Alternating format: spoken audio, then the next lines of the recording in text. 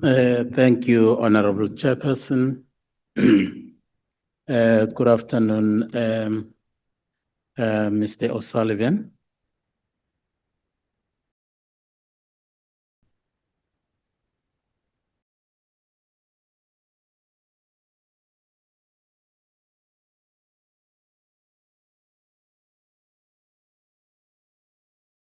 Thank you. Can you hear me?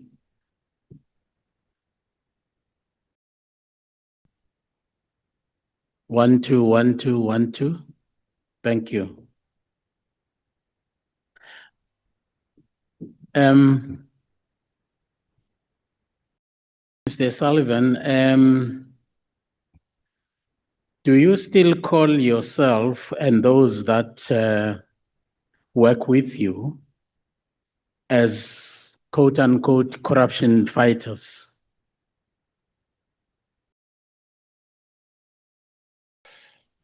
Do you still actually call yourself as corruption fighters? Well, I suppose that's the function of forensics for justice. So I suppose you could say that. I'm asking this because there is a notion that those that call themselves corruption fighters, they feel that they are enjoying some kind of immunity from the operation of the law. What would be your take on that one? To a point actually where they feel that the being a corruption fighter actually it actually absolves you from any criminal prosecution. Well, if that is the case, I've yet to see the evidence of that because, as I said previously, I spent 88 days on 6 trials and 140 days preparing for that 88 days on 6 trials. And of the 6 trials, I was acquitted on 4. One, the state withdrew, and the other one was struck off the roll. So I don't think I was immune at all. In fact, I was a target. Why would you then consider any criminal prosecution against you as a corruption, fighter, amounting to state capture? Chair, if you look at the DPCI judge report, which is there's two such reports, and if you look at the DPCI judge reports, and there were, by the way, 2 separate judges because the DPCI judge changed between the first report and the second report. And the second report dealt with the allegations I had made, and the first report dealt with the allegations that Colonel Coetzee had made. And both those DPCI judge reports, which cumulatively was 5 years of investigation and scathing findings. So that's the 2 DPCI judge reports. But if we then go and look at the judgments that the magistrate court in Randburg, when the trumped-up cases against me on which I was acquitted, and the judgment in the trumped-up case against me in the Kempton Park Court, upon which I was acquitted, both of the judges in the Randburg Regional Court made scathing findings against the state. And they made it clear that the state had gone above and beyond the call of duty in targeting me. And the Randburg, the Kempton Park magistrate also made scathing findings against the police for targeting me. So I think those judgments are a matter of fact, and they speak for themselves. Well, thank you. Let's look at the Camille Drift matter. Are you familiar with that? I am. Yes. What was happening there? Who were those people who were charged there, and for what? What were the charges leveled against them? Are you talking about the Camille Drift case that I opened, or the Camille Drift case that the counter investigation team opened against me?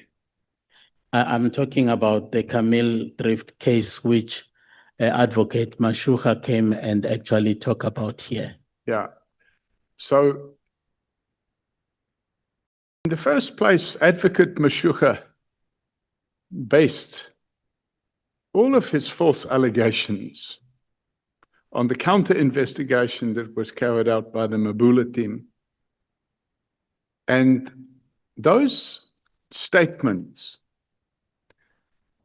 contained within the docket, we have been able to prove beyond reasonable doubt that those statements were procured by police officials who wrote the statements for the individuals and told them to sign them. And that's what they did. And the evidence they produced in those statements, unfortunately, they lied. And we can prove that because we have the voice recordings of the meetings we had at Sable Hills estate. And we have the voice recording of the meeting we had with the builder, the contractor, Frikkie de Blanche. And we have the voice recording of the meeting that we had with Alwyn du Preez. And when you put all those voice recordings together and play them or read the transcripts, you can see that there's the transcripts are diametrically opposed to the purported evidence that's contained within the Camille Drift docket, the docket that was opened by Mabula. Now, when Mabula opened the docket, he did it in January 2017. And 3 weeks later, miraculously, based on these trumped up statements with no exercise, normally what happens is a person becomes under the attention of a prosecutor. The prosecutor will instruct the investigating officer to go take a warning statement. That's called audi alteram partem. In other words, get the other person's version of events. None of that took place with the fake docket that was opened by the Northwest team. In fact, that docket was open for one purpose and one purpose only, and that was to interrupt and stop the investigation into a corrupt acting chief of police, namely General Pashani. How far is the investigation on that docket now? Where is it now? Where is this case now? The docket was struck off the roll 9 years ago, and it's only been resuscitated. And actually, the case itself hasn't been resuscitated, but the docket has been brought back to be looked at and assessed as a result of the interactions between certain members of this committee and the new NDPP. And I wrote to the new NDPP, and he supplied me with a reply. And the reply made it clear that all the matters that I had raised in that reopening, or it's not the reopening of the docket, but the reassessment of the docket. What I, in fact, said, I don't know what happens when I lean like this, it makes a noise. When I wrote to the NDPP,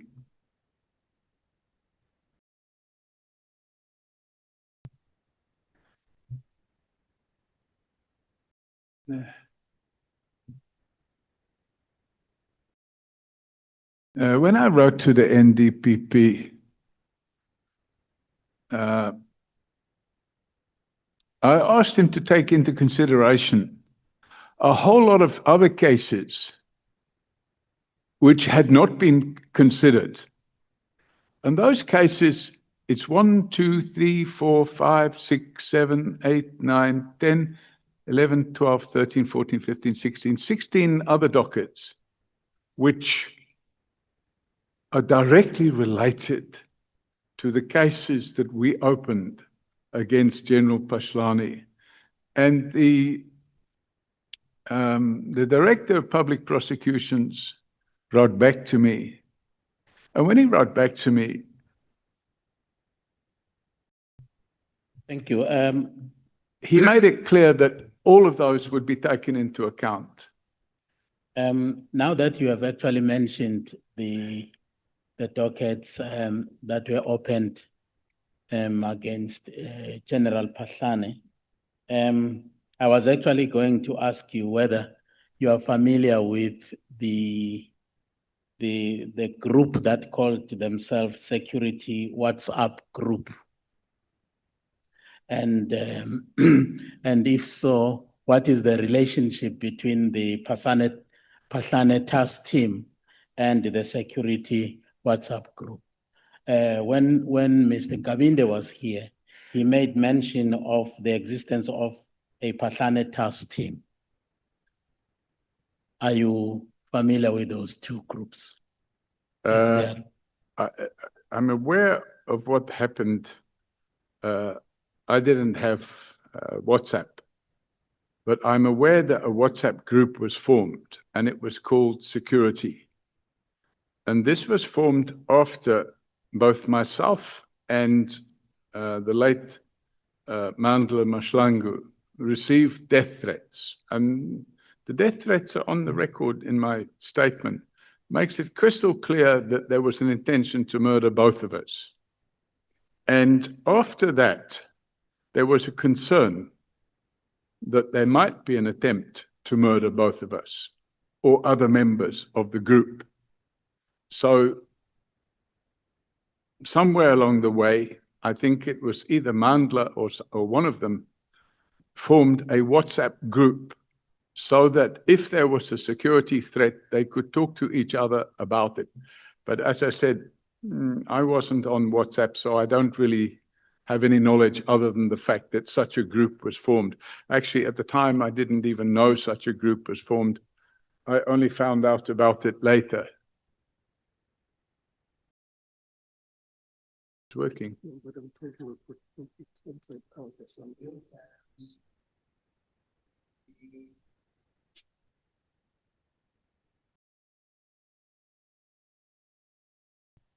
I don't know what to do.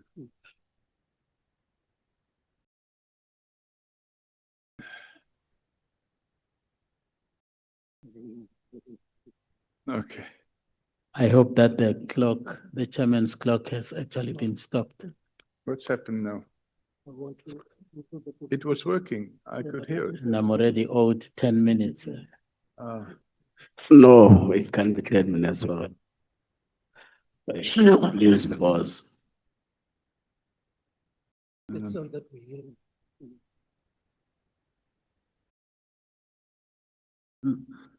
Oh, No, okay. pause on.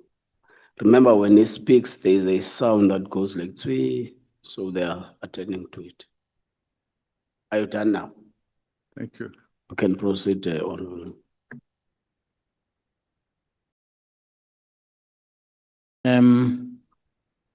Yeah, I actually wanted to go on and say, when Mr. Kabinde was here, he actually outlined to us why the Pashlani task team was actually formed and what was the purpose of actually having a Pashlani task team. One, to ensure that Pashlani actually goes to jail. And secondly, to ensure that General Pashlani is not confirmed ultimately as the National Commissioner of the Police. And he goes on to say that the braai, the gathering that you prefer to call a braai, or others call a book launch, Mr. Nkabinde, when he was here, he said it was neither of the two, but it was a meeting which was ostensibly called and convened and coordinated by Ms. Trent to actually concoct ways to ensure that General Patlane does not ever become a national commissioner. What would you say to that? Because Mr. Nkabinde said you actually convened that meeting and it was coordinated. Invitations came from your partner, Ms. Trent. So Chairman, of course, this would be the same Cedric Nkabinde who was offered the job at the rank of brigadier in the police for turning against the IPID investigators and fabricating these stories. So other than to say that, you know, Mr. Nkabinde and the truth are very big strangers, everything he told this committee was a lie, and he knows it was a lie. I don't know what's happening. This thing is falling off. So I'm absolutely convinced. I've got it now. It's all right. I'm absolutely convinced that Mr. Nkabinde was part of the conspiracy, part and parcel of the conspiracy to derail the Patlane investigation. And he made it clear by virtue of his conduct. And how a person can 1 minute be an investigator with IPID and the next minute be working with the team that's trying to derail the investigation into the acting commissioner of police. So I've had absolutely no doubt that Mr. Nkabinde was very dishonest when he provided evidence at this committee. He lied through his teeth. And he forgot to mention that he was offered a job as a brigadier. He forgot to mention that Humbulani Kuba was also offered a job, I think, as a major general or a lieutenant general. And all they had to do was turn into witnesses. By the way, according to Humbulani Kuba's statement, he said that General Mkhwanazi Thank you. told... Thank you so much, Mr. O'Sullivan. Thank you so much, Pankazita. Chair, And we take Chair, honorable vessels. Chair.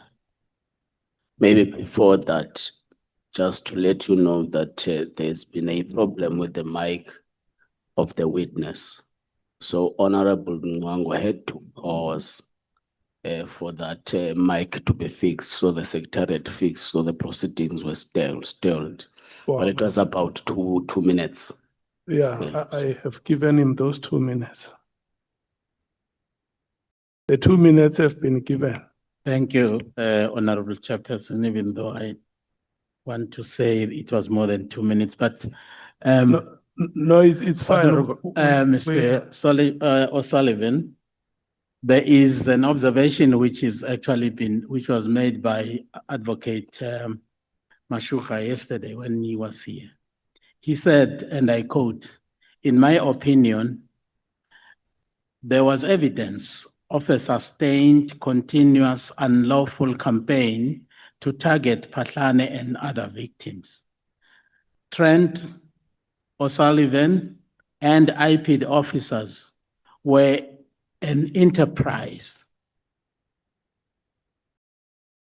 They even had a WhatsApp group formed during the investigations against Patlane." What would be your take on that one? Well, everybody's entitled to their opinion, but that opinion is a dishonest opinion. Advocate Mashuka knows that I wasn't on any WhatsApp group, and I never formed part of any WhatsApp group So for him to say that I was part of a WhatsApp group is a total lie. Secondly, the miracle that we saw in the criminal justice system, where somebody opens a docket the second week of January and the first week of February, arrest warrants are issued. It just didn't happen on any other case in this country, that an investigation can be completed and a docket registered and arrest warrants issued without even the alleged suspects having given their version of events. So the whole thing was a complete setup. And the setup included all the people of the Northwest team, who, by the way, I understand, had regular meetings with General Pashlani, and that included regular meetings with Michael Mashucha. And it's sad, but the reality is that there was absolutely no case to answer, and there's still no case to answer.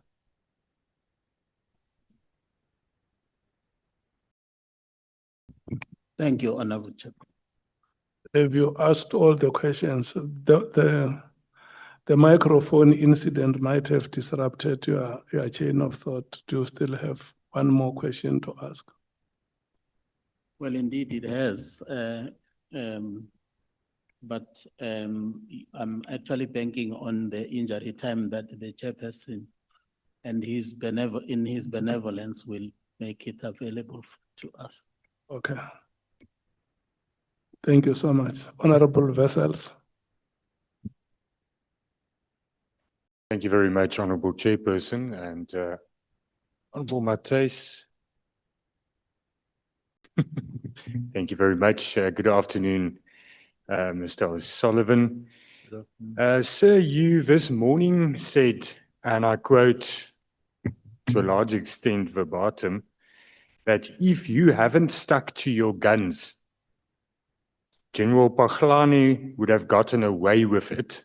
And the it refers to the corrupt activities, the alleged corrupt activities. But I do want to refer you to an email that we were provided with yesterday. And I think you have been made privy to those emails. It's, if I understand it correctly, the first email that you sent to General Pashlani, and it was on the 12th of February 2016. And in that email, you address it to the Dear Acting Commissioner of Police. I'm not going to read everything, but you then say that I always thought you were straight until I saw how you were helping Mono. Then I started looking into you and I found out that you have skeletons in the cupboard too. In fact, more skeletons than Celebi had. You obviously know what you've been up to for the last few years. No one knows better than you. Now I know too, and that's after only a week of digging into you. And then you fix this problem with Mono and Creature and fix it now. Or you'll go the same way as Celebi. That's a guarantee. You fix Mono and Creature, and I will lose interest in you. If you don't, I'll be all over you like a bad-fitting suit, and so forth, and so forth. Now, Mr. O'Sullivan, that seems like you say to him to address the problem. We don't have to talk about the problem that you identified with the Creature and the Mono situation, but you putting it to him that he should act on that, and if he does not, you are going to act on the skeletons in his closet. So that does not seem as though you found out about this corruption and you made it your mission to get him to be held accountable. Because if he did what you wanted him to do, you would have lost, and you say it here, lost interest in him. So can you comment on this email? Yes, thank you. Chairman, this email was intentionally disruptive. By this stage, the docket was ready to open. In fact, I opened it a week later. I'd already been investigating him for several months. And this was what we call a curveball. You throw somebody a curveball to see what they're going to do about it. Well, we know what he was going to do about it, because 6 weeks after that email, I was arrested and dragged off a plane at OR Tambo Airport in front of my children. So this was not factually truthful on my side. It was a deliberate curveball intended to wrong footing, and it had that effect. Yeah, I hear you. So you would have gone ahead with the corruption charges the document- regardless. The docket was ready. I opened it, I think, less than a week after this. And I had been investigating that since the previous May. So it wasn't, this was an intentional curveball to make him think that he might get off the hook. But there was absolutely no way he was going to get off the hook. When were you dragged off an airplane? End of March, 2016. correct. But there's an interview that you say you refer to that situation, and you say that that was with regards to the Dudu Mnyeni investigation. Oh, Or was that a different drag of a oh, plane? no. Everything was linked. All of it was linked. So what happened was, and of course there will be members here that will disagree with this, but what happened was, the then president appointed General Pashlani as acting commissioner of police. And by the way, he sat as acting commissioner of police from August 2015, when General Pieka was suspended. Now, at the same time, or in that period, if you look at our document called Joining the Dots, we set out a chronology of how state capture took place. And that chronology only dealt with the capture of the criminal justice system. It didn't deal, although it mentioned, it didn't deal in detail with the capture of Eskom or Transnet or Prasa. But what we said in that document was the capture of the criminal justice system became necessary in order to shield the people that were involved in the bigger project of state capture. So they had to have, and I think we've said it in the Joining the Dots document, that if we'd have had an effective criminal justice system at that time, state capture would not have taken place, because good cops at the head of the police and the head of the prosecution service, the whole lot was captured. So the courts found that the appointment of Mokotedi was unlawful. The court found the appointment of Nklemeza was unlawful. The court found the appointment of Sean Abrahams was unlawful. The court found the suspension of Robert McBride was unlawful. So you had this capturing of the criminal justice system, and we were trying to say, this has to be stopped. Okay. So it was linked. All of it linked. And unfortunately, you have this situation where you've got police officials, and it's in one of my sworn statements, not here, but it's in one of my sworn statements against the unlawful arrest where I was dragged off the plane. Yes. I had Mokotedi with handcuffs behind my back, banging me in the chest like this and telling me, you don't know how you've upset Dudu Mnyeni. Then they had a secret meeting, which I wasn't allowed to attend, where they wanted me to pack my bags, go to the airport, hand in my citizenship, and leave the country. Okay. Thank you. Thank you, sir. Just on another arrest you spoke of earlier this morning, And the previous time that you testified here, you mentioned or you said that you were tortured for 3 days. Yes, Did you lay any complaint with regards to that? absolutely. There's a docket been laid, and Being laid. it had been laid at that time. I opened a criminal docket for torture. And was there any outcome? Well, unfortunately, the DPCI judge ruled that my constitutional rights were violated, but he couldn't see the torture. But if you look at the definition of the Torture Act, it absolutely amounted to torture. If you look at the definition, I don't have it in front of me, but if you look at the definition of the Torture Act, arresting a person, detaining them in unsavory conditions as revenge for them opening corruption dockets against people amounts to torture. And I'm adamant that that is the case. It will depend if those elements of that crime has been proved. But the fact is, so you say that there's a judgment in that case. We can find that judgment. It's in the DPCI. If it's mind blowing what's in the DPCI judge report. It's mind blowing. Okay.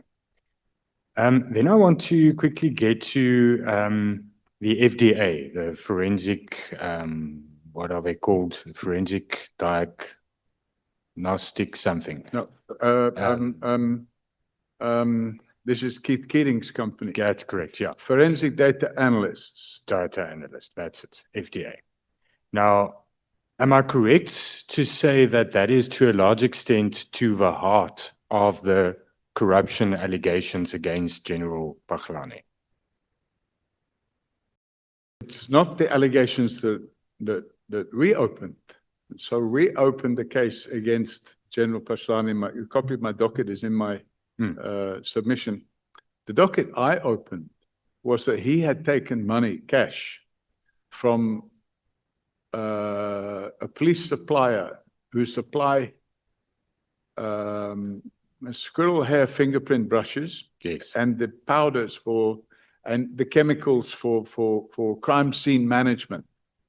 But you also referred to Keith in your email correspondence with the prosecutor and with Sean Abrams and so forth. Later I did, because you only had to see what was coming out in the media. Very serious articles. In fact, I saw it along with the members that were present at the police portfolio committee meeting, where they put up a presentation. I put up the presentation. Correct. I wrote to Parliament and I asked for a copy of that presentation, and I got it. And that presentation very clearly showed that for forensic data analysts, or whatever the company was called, it very clearly showed that they had been ripping off the police for a very long time. Yes, although there was a court judgment now in 2025, December 2025, I think on the 9th of December, where it was, where in the judgment, it says that it was found that none of the concerns raised at that portfolio committee and at the Standing Committee on Public Accounts in Parliament had any merit. I haven't seen that judgment. Yeah, but did you investigate the FDA situation at all? So you just referred to it because it was in the media and it was in Parliament? Correct. And at one of the meetings, I can't remember, I think it was the police portfolio meeting, the chairman of the police portfolio, or the vice chairman of the police portfolio committee, pointed to Keith Keating sitting at the back while the meeting was going on, and they were showing pictures. And by the way, if there's a judgment that says there's no involvement there, I think that's slightly, they're probably talking about one narrow aspect of that. There's a report by, well, there was a whole investigation and a report by General Sithole on that whole matter. I think that related to the software only. That might be. There was a whole lot of other allegations relating to the supply of what they call Rofin lights. Yes. It was all in the public domain. Okay, so you weren't involved in those cases, although you did send messages to Keith. Yes.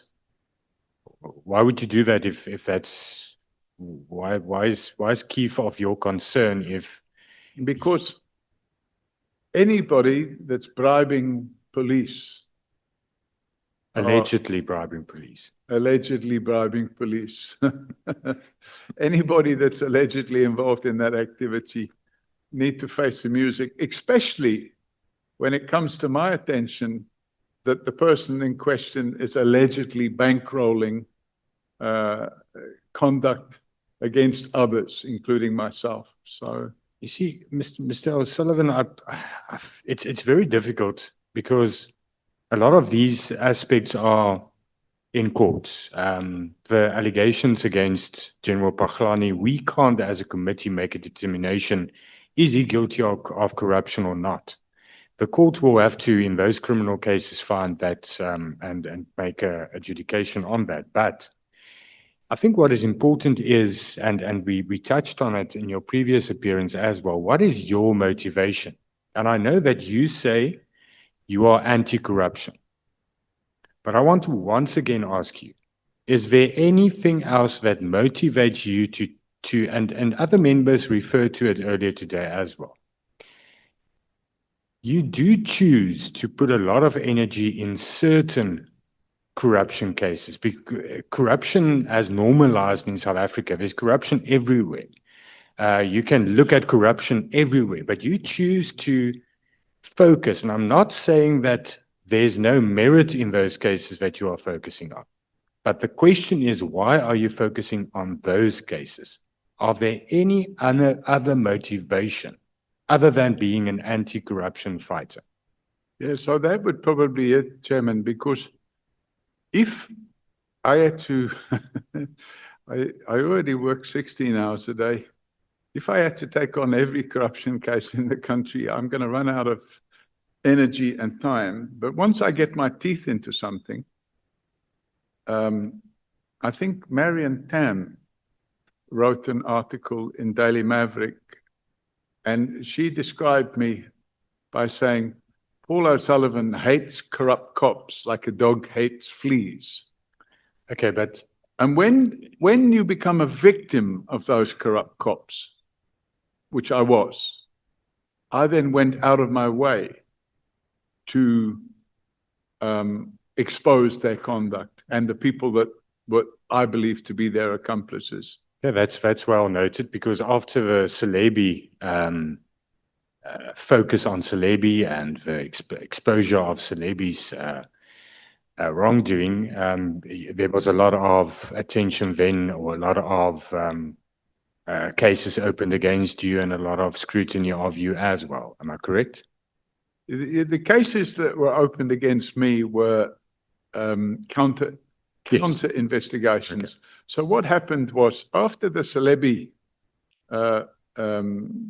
prosecution, I opened cases against the people within the criminal justice system that had unlawfully assisted Jackie Celebi. So what they did, they all got together, and I'm talking about Nongoba Jiba, Lawrence Mwebi, Prince Mokateri. They all got together and they started opening cases against me. Okay. So I saw that as just retaliatory. They were trying to discredit me. We had the spokesman of the police Okay. issuing very- statements Sorry, saying Mr. that I would Sullivan, be think arrested. My time is going to be finished now. But one very quick last aspect, it was asked to you about the National Credit Act, and I asked you the previous time about you doing credit checks on. You said in a conference that you did credit checks on the candidates for the National Commissioner position, and you spoke in that conference on General Mase Mola's credit record and so forth. And I asked you what authorized. It was lifestyle. Yes, but you use the credit information to say that he has revolving credit and so forth. Yes. Now, Regulation 18.4 of the National Credit Act says that you can do credit checks, but only in the course of investigating fraud, but only if the South African Police Service are investigating fraud. But that's no, what the regulation says. There's another section, I don't have the act in front of me now, but there's another section that deals with fraud investigations of fraud prevention. Okay, but in those, that might be then, if that's your interpretation. But when you were doing these lifestyle audits for the shortlisting of candidates for the National Commissioner position, you weren't investigating fraud. You didn't have a mandate. It's called fraud prevention. I was requested to do it. I know the person that requested me to do it has since denied requesting me to do it, but I have all the emails. Did you have a mandate? So, yes, I was requested to do it. And as I've said already, the person that requested me to do it has since denied requesting me to do it. But why would I now, where did I get the names from? He gave me a list of names.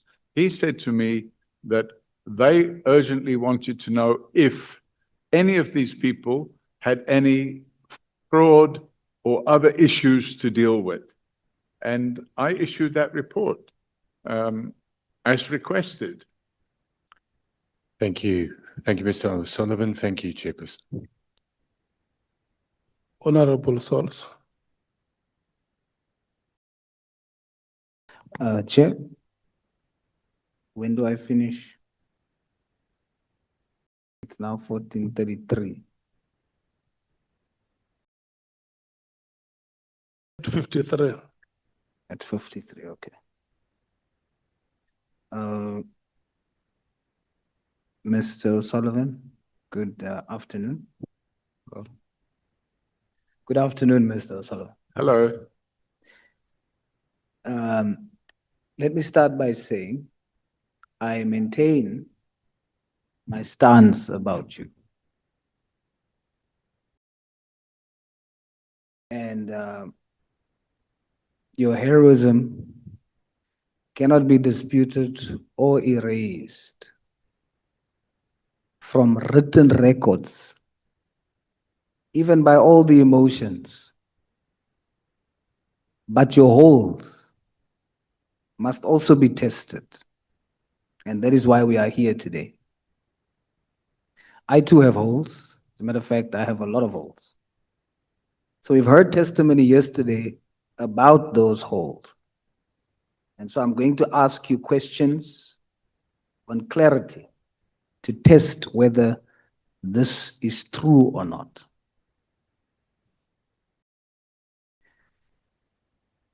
Mr. O'Sullivan, in your book, Stop Me If You Can, you only explicitly call two people a friend. Number one, Peter Hain from the UK, House of Lords. And the second person you call a friend is Mr. Herman Mashaba, the current president of Action SA. Is Mr. Mashaba still your friend?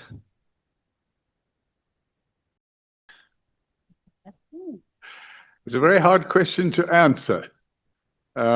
Let's say we've had words, but I think you can't ditch a friendship of many, many years overnight. So we've had words, but I still consider him my friend, and I still consider his wife, Connie, my friend.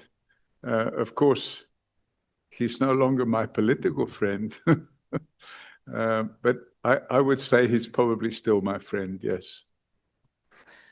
Does he feel the same way? Have you done something? Why would your friend, through his party, want to show the world that you are corrupt? What do you call it? False narrative. If somebody wants to paint a picture,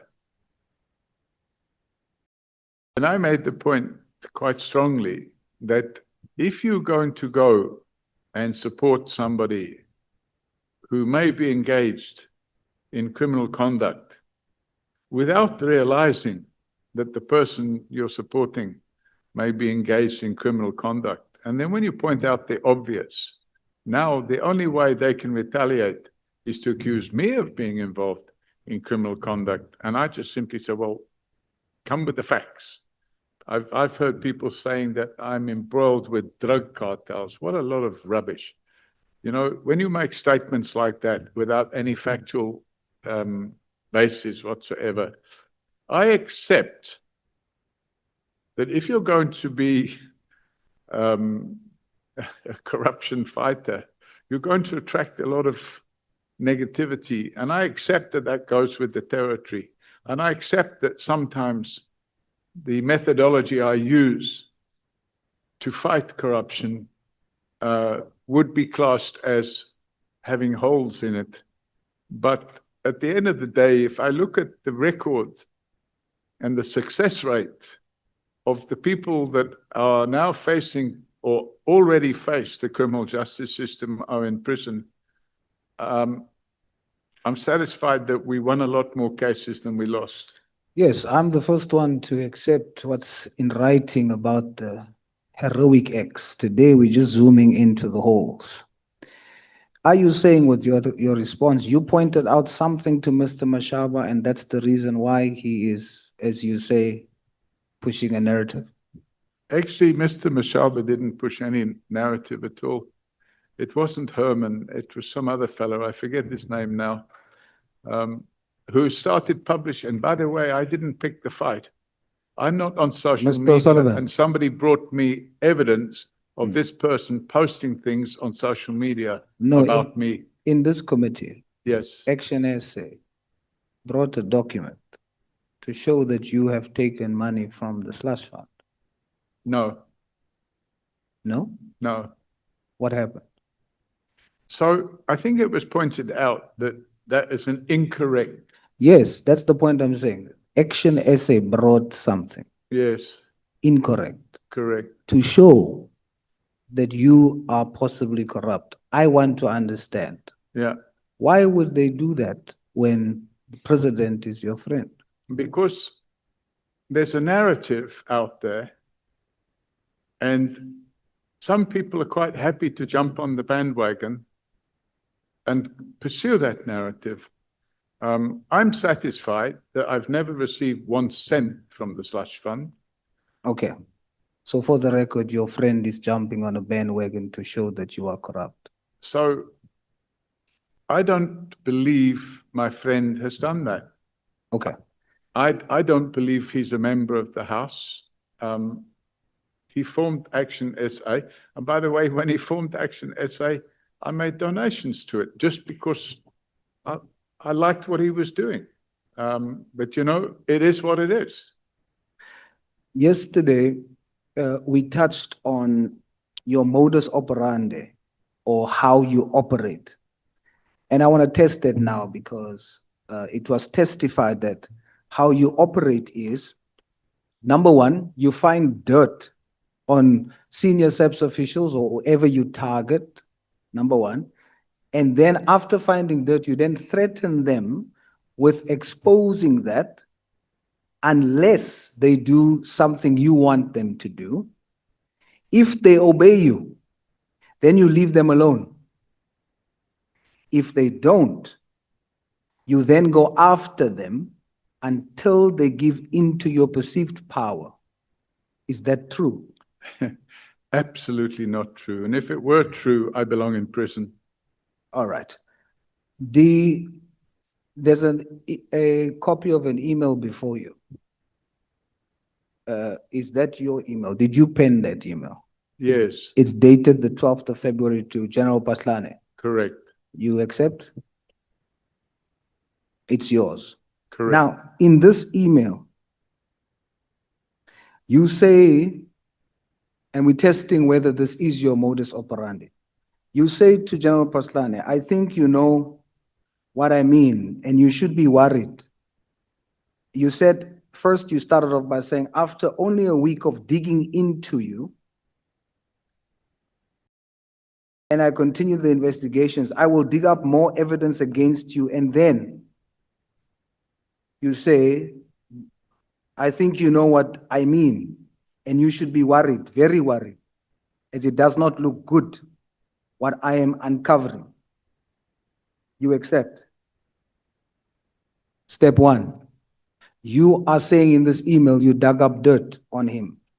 No, so in fact, as I can't remember which member it was, but another member asked me about the same email. And I explained then, Chair, that this email was an intentional ruse. It wasn't truthful. It was deliberately intended to get a reaction out of General Pashlani. That's okay, Mr. Paul O'Sullivan. What I want to gather is you are saying to General Pashlani, I've got dirt on you. That's what you are saying. So we're trying to test your modus operandi.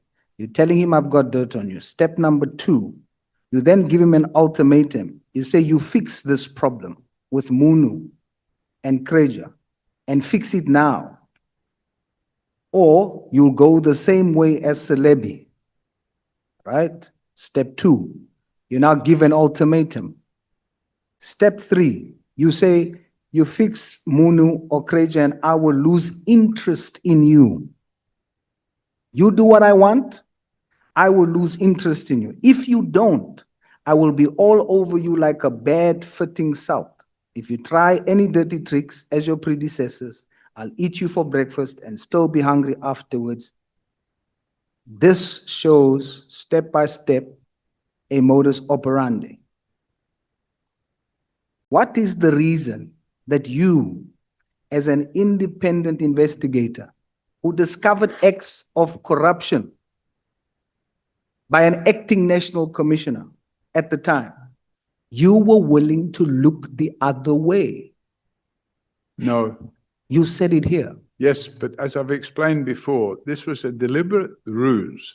In other words, it was intended to distract him. It was intended to get a reaction out of him, and it had the desired result. It resulted in him taking steps. Actually, it didn't. It didn't. I'll tell you why it didn't. And this is your modus operandi. That's a whole. So corruption is only dealt with against those you decide it must be dealt with. You then say, if I do not see positive action by you before the 22nd of February 2016, I shall start a process aimed solely at bringing you to book and will leave Munu alone thereafter and focus only on you. You claimed that Munu is corrupt and the acting national commissioner must deal with him. But when General Pashlani did not obey your instruction, you were willing to totally leave Munu alone. Not the case, Chairman. I'd already opened the docket against Munu. And in fact, I'm simply basing it on what you say. yes, but as I've explained already, this was a deliberate ruse. It was intentional. It was intended to mislead Pashlani. Yes. So Of course, sometimes what you have to do is throw a curved ball, because if you're straight down the line and you tell them what you're going to do, and that's what the intention was here, to trick him into making a mistake. I don't believe you. I'll tell you why I don't believe you. Mhm. Based on evidence before me, not based on what you say. I don't know your intentions. I can only judge you based on your email. And what your email shows is you were willing to look the other way, even though both was alleged corrupt. When General Pashlani didn't do it, you said you're going to come after him. He didn't obey you. Then you came after him. Because right after that, on the 9th of November, 2016, that's when you went to Sable Hills. No, Chairman, I'd already been at Sable Hills before I sent this email. I didn't say so. I said the 22nd of February is when you sent the email. I'm actually proving that what got you to Sable Hills is after the email. No, I'd already been to, before this email was sent, I'd been to Sable Hills in November, Yes, you were doing your investigations. November the previous year. You were doing your investigations. You came, that's how, when you wrote this email, you were saying to General Paslan, I have things on you. Yes, but as I've Yes. explained, Chairman, Now this let's was a deliberate Uh-huh. curveball intended to wrong footing. And I disagree. And Okay. I'm showing you not based on thumb sucking. I'm showing you based on what you've put before us. You then go in November to Sable Hills. Sorry, Chair, I'd been in November the previous We year. agree, and we've just agreed on that, Mr. No, the previous year, not the We November just agreed you were 2016. there before. Pardon me? In November, when did you go? November 2015. It says 2016 is when did the issue that is on contention now? When you visited with IPID members, when did Okay, you? so Chair, I'd already opened this docket. The docket had Mr. already, O'Sullivan, my I'm time trying is to- almost up. I'm trying to explain the chronology. What I want to know is, Yeah. when did you go to Sable Hills with IPID officials? A year later, or 10 months later, After the email? 10 months after the email. That's But what the I'm docket- saying. Hold on. The That's docket was already open by then. fine. That's what I'm saying. Yeah. I'm saying you went after sending him the threats, after he disobeyed you. No. You then went to Sable Hills 11 months later, Yeah, unfortunately, right? the delay of 11 months was caused by the capture of IPID. That's fine. So let's deal with what happened when you now went there. When you got there, you come there with IPID officials. Mm. You testified that you did not posture yourself as an IPID official. You didn't. I can prove it. Yes, I know you can prove it. What I want you to prove is you did not say with your mouth, I am an IPID official. You didn't say that. No, But did you say with your mouth, you are not? I gave my business card. I'll give you one. It shows exactly who I am. To whom did you give it? To the people at Sable Hills Estate. And I sent an email. And But- I sent an email. Mr. Sullivan, And in the email, it's got Paul O'Sullivan and Associates at the bottom. when did you say to Mr. Euster that you testified about earlier? I think I didn't say anything. Yes, you didn't. And that's what I'm saying. So you were not clear. I'm not an IPID official. Now, logically, if a group of people comes and two people are there as police, everyone's going to think everyone there in that group is police until one of them who's not says, I'm not. Yeah, it could be seen that way, but It is that way because your defense is you didn't posture yourself by saying you are a cop. Yes, But we are saying you also didn't expressly say you're not. And because you didn't, there's an open possibility that it could have been perceived as you are. That's the reason why they responded to your questions. Why, Who questioned who Mr. Euster? responded? Who questioned Mr. Euster? Mandla Mashlangu and myself. So he answered you because he viewed you as a police officer. I don't believe so because I look at it. Did he say to you he doesn't believe? He Because never said it. I never said it. his But affidavit said, Pardon me? his affidavit said, your posture was like a police officer. no, but this is the You affidavit. had a firearm. This And is when the, he and when he looked at you, he was convinced you were a police officer. no, he wasn't. Are you speaking for him now? He said that under oath. He said it under oath because he was forced to say it under oath. Did you I have a think- weapon? I always carry a weapon. So he saw the weapon. You were with police officers. He perceived you to be as such. Okay, Do you have the estate file of ERF, whatever that is, of pardon me? Sable Hills? Do you have the estate file of General no, Pathfinder? IPID took that file. How did you get it? I didn't get it. They took it.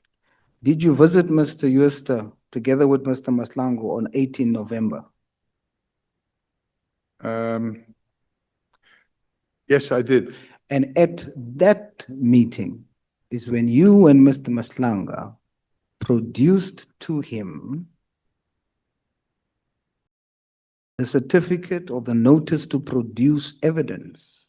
That was what Mandla Mashlango did. And it is on that time that based on that notice that he gave the estate file To IPID. in your presence. Yes, Chairman, I need to bring into account here, and you need to consider this. On the 13th of November, I sent an email to Chris Euster, and it's contained within the sworn statement that I sent to the Sondag Commission, because what happened? Mr. Euster had already provided a sworn statement to IPID. When we went there on the first meeting on the 9th of January, we tape recorded the whole thing. I admit there's nothing on the tape recording where I say I'm not from IPID. Yes. But there's also nothing there to say I am from IPID. But now, I sent him an email, and on the email is from Paul O'Sullivan, and underneath my signature, it says Paul O'Sullivan and Associates. So you cannot possibly construe that I'm from IPID. And I'll read the email to you, Chairman, May I? because he allowed us to take photographs. Mr. Paul O'Sullivan, thank you so much. Honorable What James. happened? Your time expires at 13 minutes past. Thank you, Chair.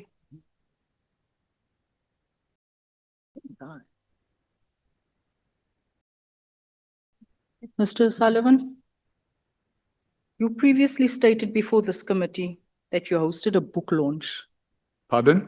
You previously stated before this committee that you hosted a book launch. That braai was a book launch, and you said it was a year-end function, right? It was, no, I didn't say. it I was a- didn't, I'm not done. Ah, You previously stated that it was a book launch, a year-end function at the former home of serial killer, murderer, drug kingpin, Radovan Krečner.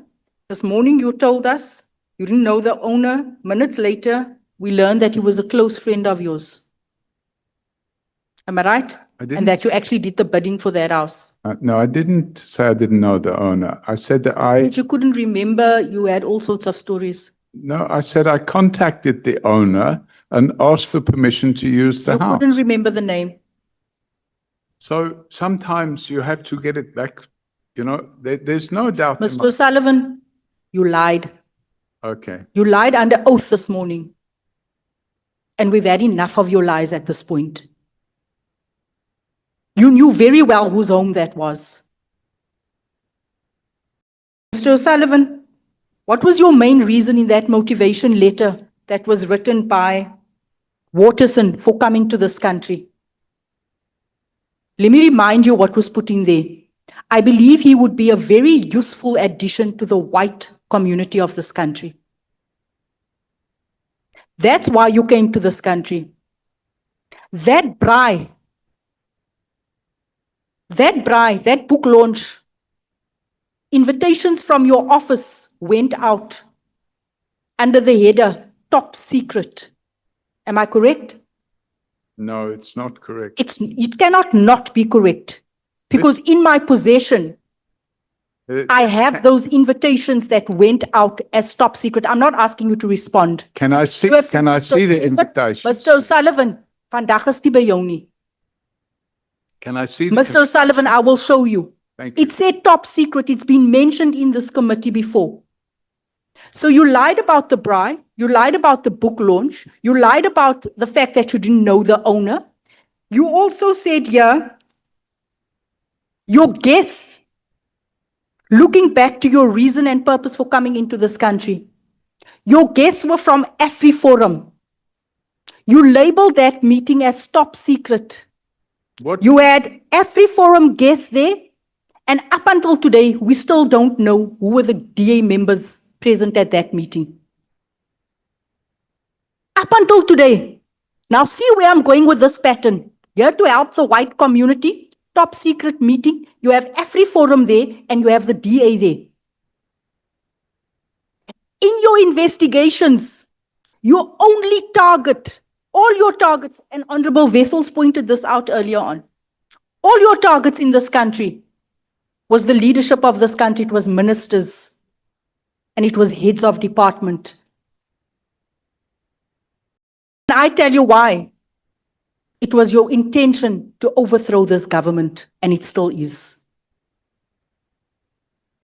I look at all the articles released in 2017 and shortly after that meeting that you had, that braai, book launch van niemand 'n boek gekry het nie. Supporting articles by the DA, EWN on the 26th of the 1st, 2017, DA to reveal more evidence of alleged corruption against Patlane. Say again, I didn't hear that. An article, EWN article, that has now been taken down, but it's in the messages because you guys would copy each other in the messages and the support. What messages? I don't understand what messages. you're Messages talking about. between Sarah Jane Trent and Mandla. I didn't involve myself in any. Yeah, you don't have to involve yourself. You don't have anything to do with anything that's wrong in this country. The DA supported your plot against overthrowing this government. The DA. Yes. How did that work? You have some evidence about that? I will show you. So you're saying, if I understand you correctly. I'm saying that the you came to this DA country to be of assistance to the white community, and I am saying to you that you plotted top ministers in this country, ministers such as Nathi Ntetwa, ministers such as Fikile, a whole lot of ministers. It's in that conversation between Sarah and McBride. If you look at the pattern, if you study the people that you choose to investigate and go after, it is ministers, it is people like Jackie Selebi, it is people like Patlani, it is heads of organizations, of state organizations.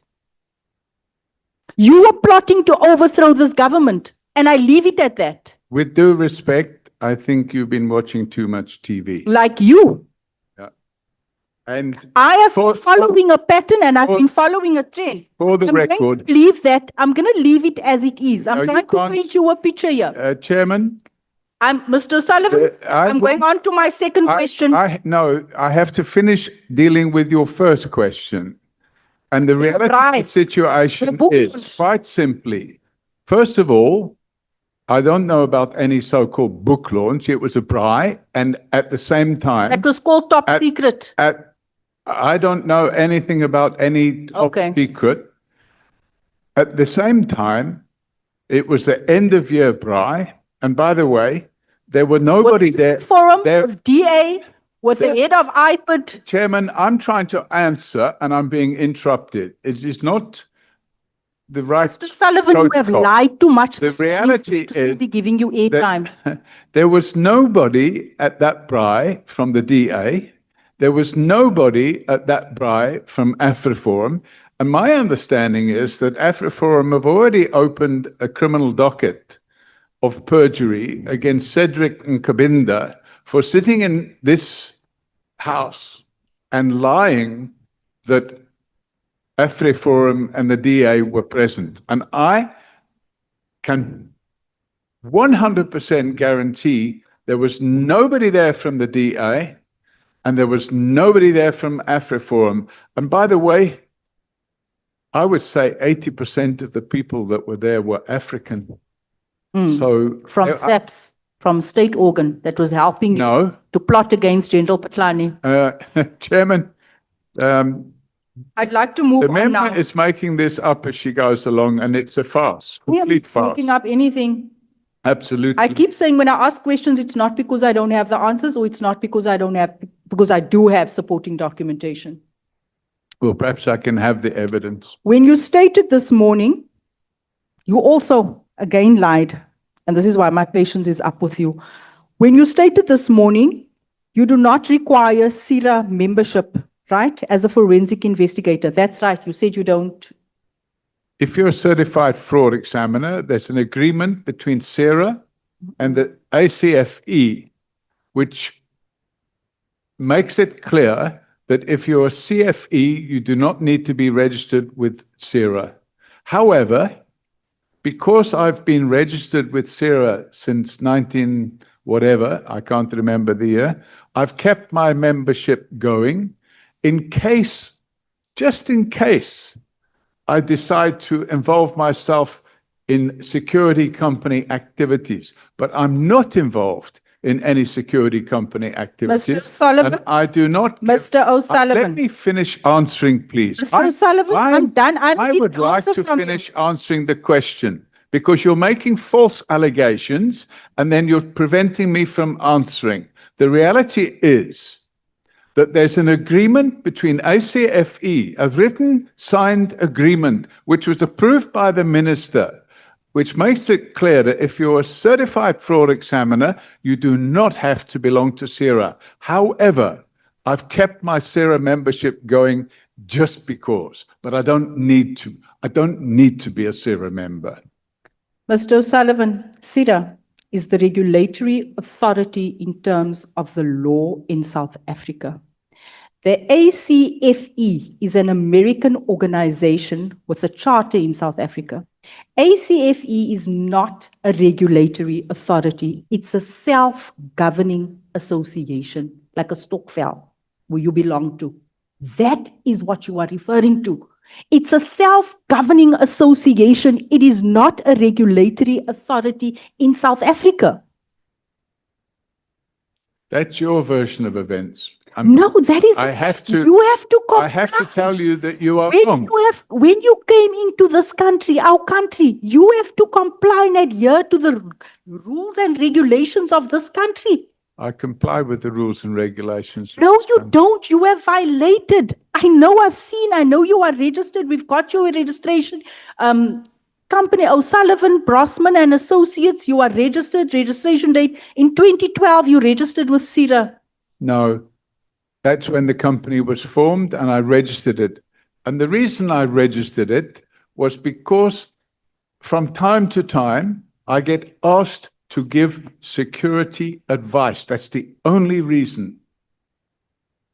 Mr. O'Sullivan, you are registered with SERA, meaning that you need to comply with the SERA regulations. And as things stands, Mr. O'Sullivan, you have violated the entire code of conduct of the SERA investigation, code of conduct. You have done investigations. You've used your own tools. Are you familiar with section 15 of the code of conduct? I don't have it in front of me and I don't have a photographic memory, so I'm not able to respond to that. But I can tell you, I don't have a security company and I'm not providing any security services. The fact that you are registered with SERA binds you to the regulation. You are once again, I cannot believe you. You are once again lying under oath and cooking up your own justifications. Sir, you are refusing to adhere to the rules and the laws of this country that binds you. Everything that you have done in your plot to overthrow this government is against the law. You have misrepresented yourself to all the state organs and everyone that you have done business with. That is a fact. I maintain that you've been watching too much TV. It's absolutely sir. wrong to come with this completely absurd allegation that I'm plotting to overthrow the government. I mean, I've never heard such nonsense in all my life. Okay.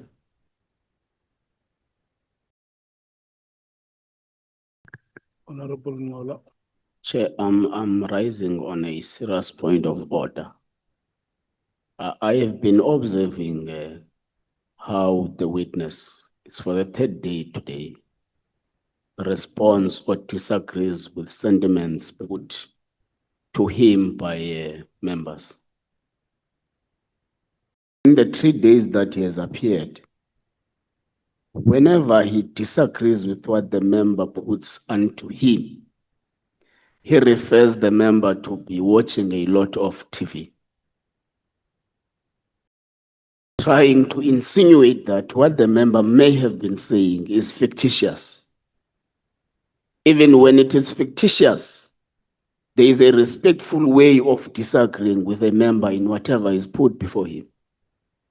I think it's time, Chair, that we reprimand the witness not to behave like this. Thank you so much, Chair.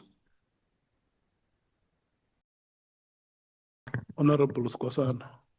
Thank you, Chair. Much of the things Honorable Mola has covered me. We just wanted to raise that this belligerent of the witness before us cannot be tolerated. He's treating us with disdain. This attitude which I spoken about earlier has to stop now, Chair. You know, I think it's high time that he respects this parliament. You know, for him, the only person who's right is only himself. Everyone is talking rubbish. Everyone is nonsense according to him. Hence, I said what I said earlier. When you deal with criminals, you must deal with criminals. Thank you, Chair. Mr. Paulo Sullivan.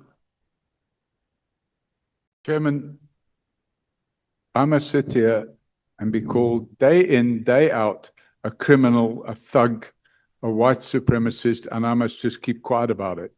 I'm just saying, I won't say she's watched too much TV. I will say, what you're saying is not true, it's fictitious. Thank you, Chairman.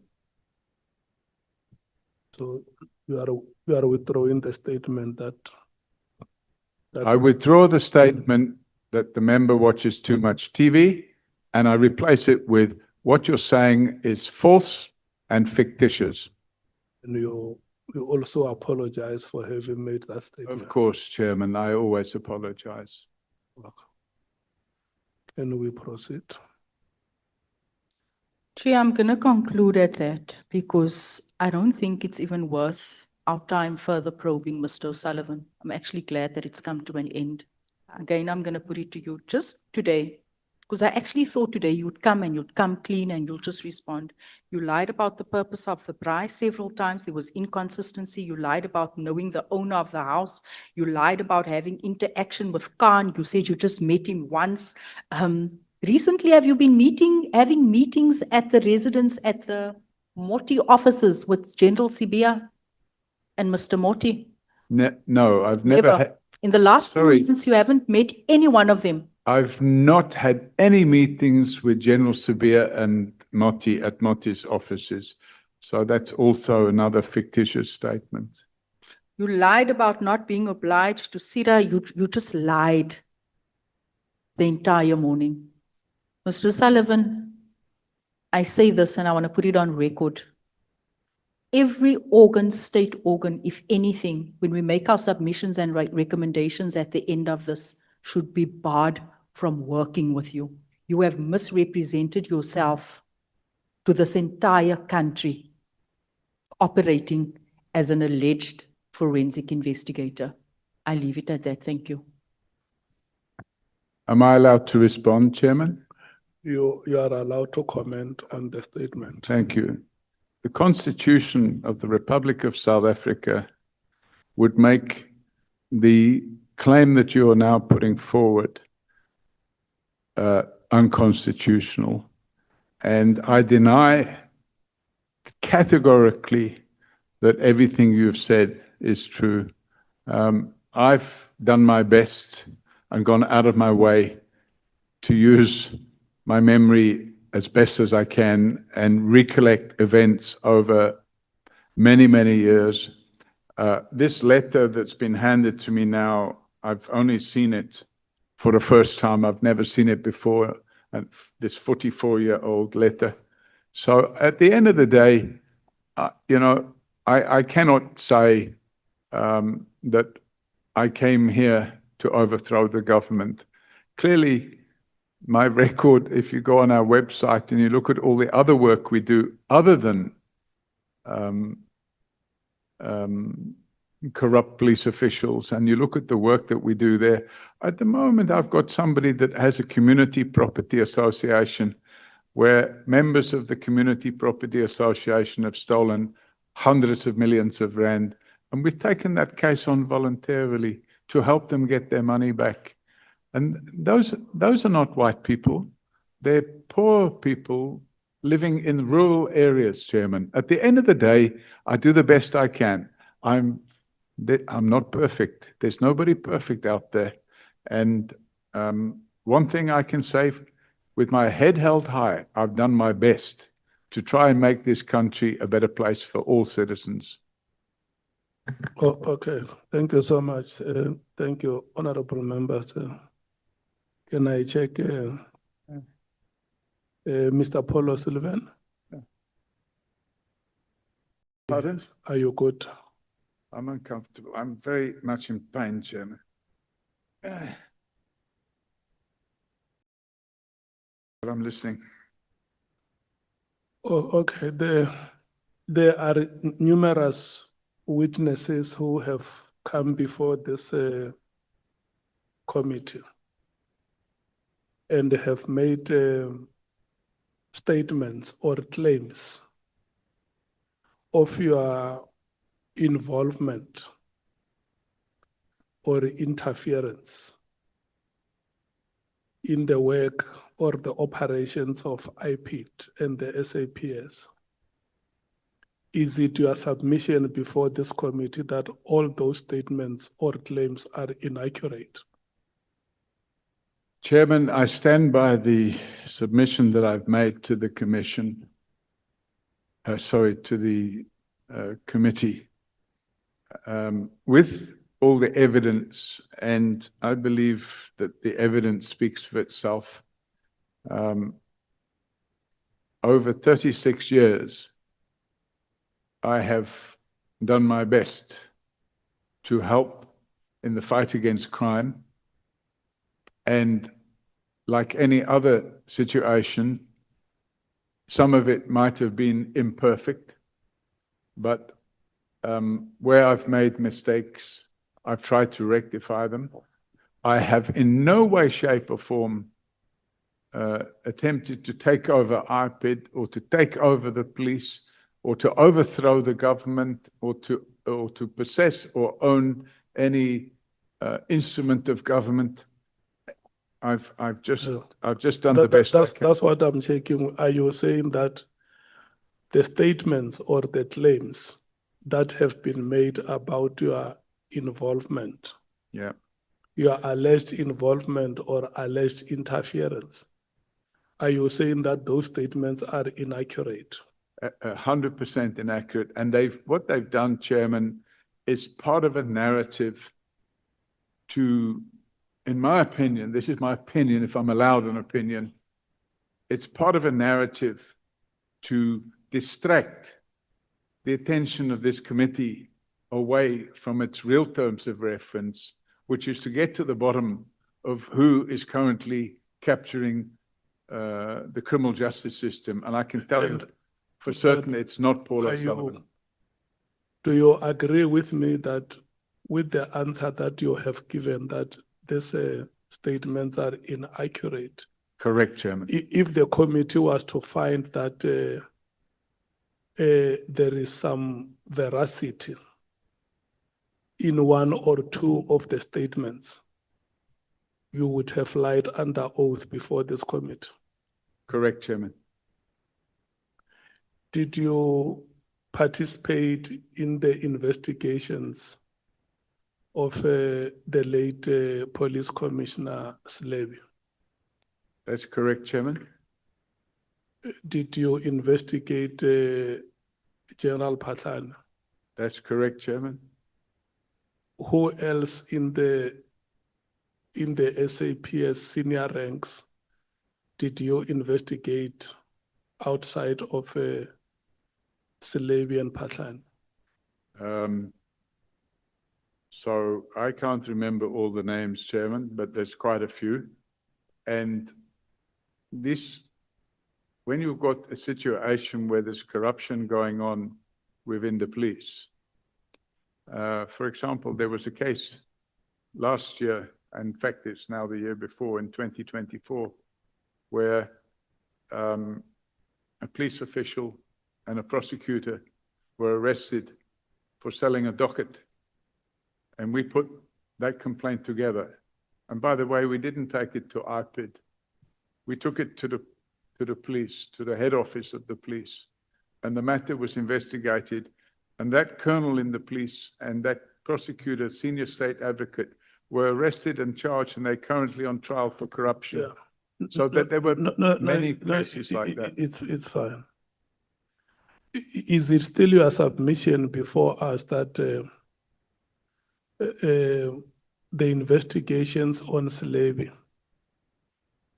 did not have anything to do with the frustrations that the Kuselene contract had at the airport?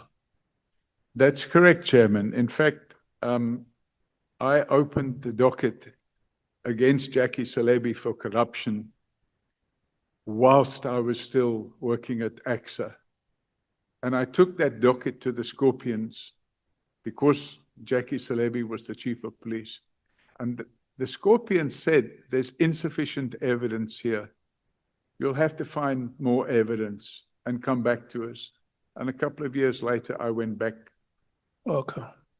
And then the investigations on General Patlana, did they happen before you tried to coax him to investigate General Monroe, or did they happen after you have sent him the emails?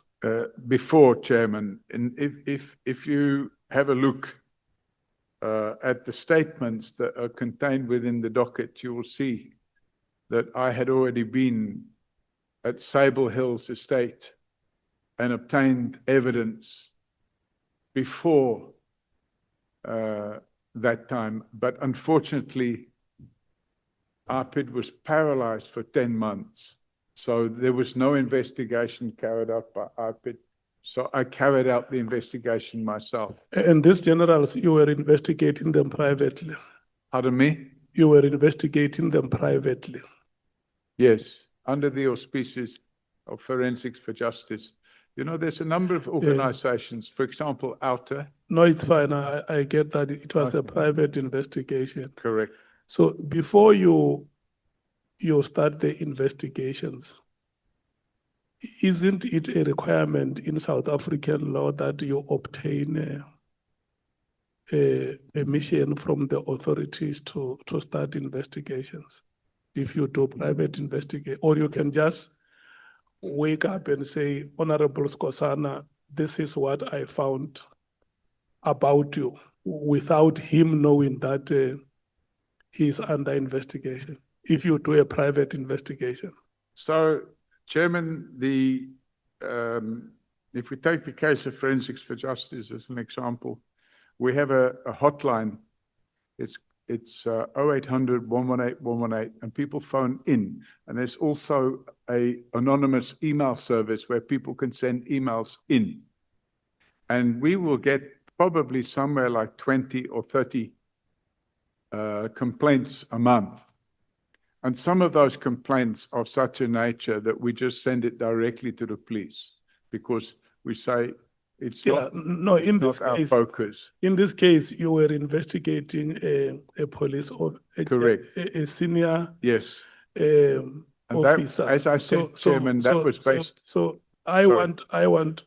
Do you seek approval, or do you just intrude into the privacy of the person, and then later come with evidence and say this is what we have against this?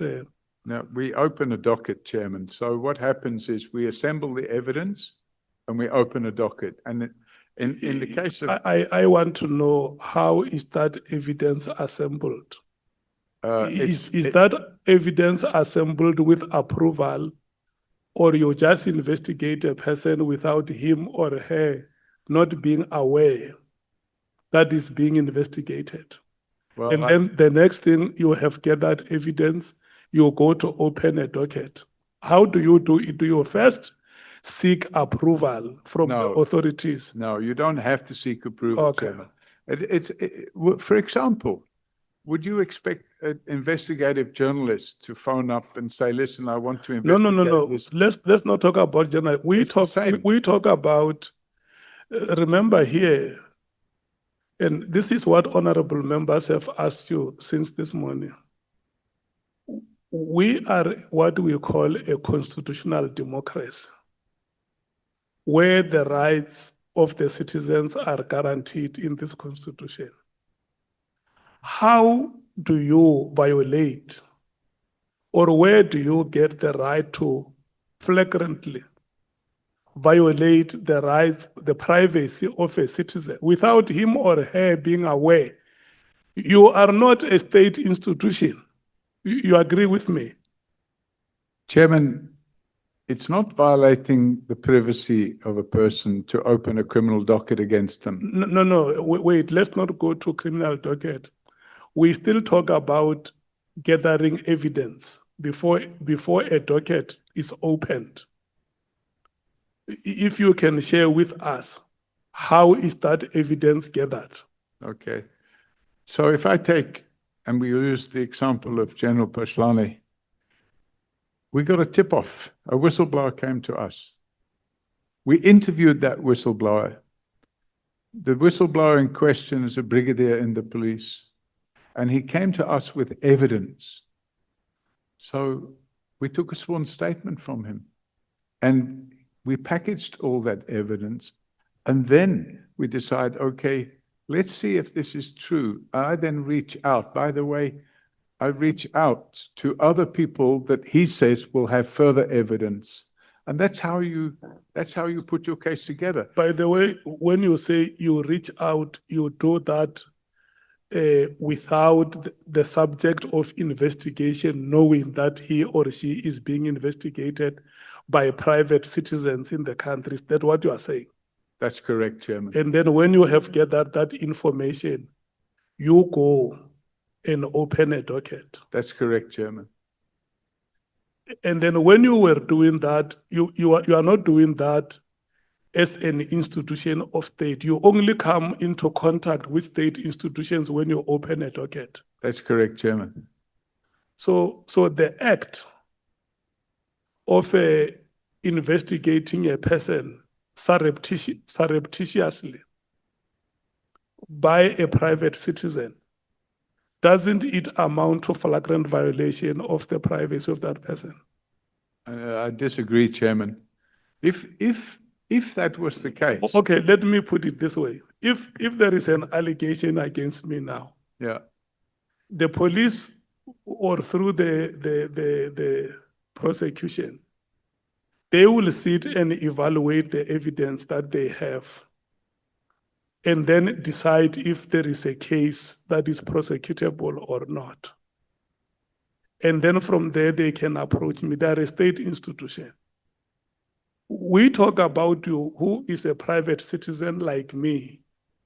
Where do you get authority to move around gathering information about me when you are not an institution of state? You don't derive any authority from any law in this country, because if you have to do that, for instance, when you have to do a private prosecution, you can't wake up here and say, I'm doing a private prosecution. You must start by applying to a state institution for you to be given that approval to do a private prosecution. Am I correct?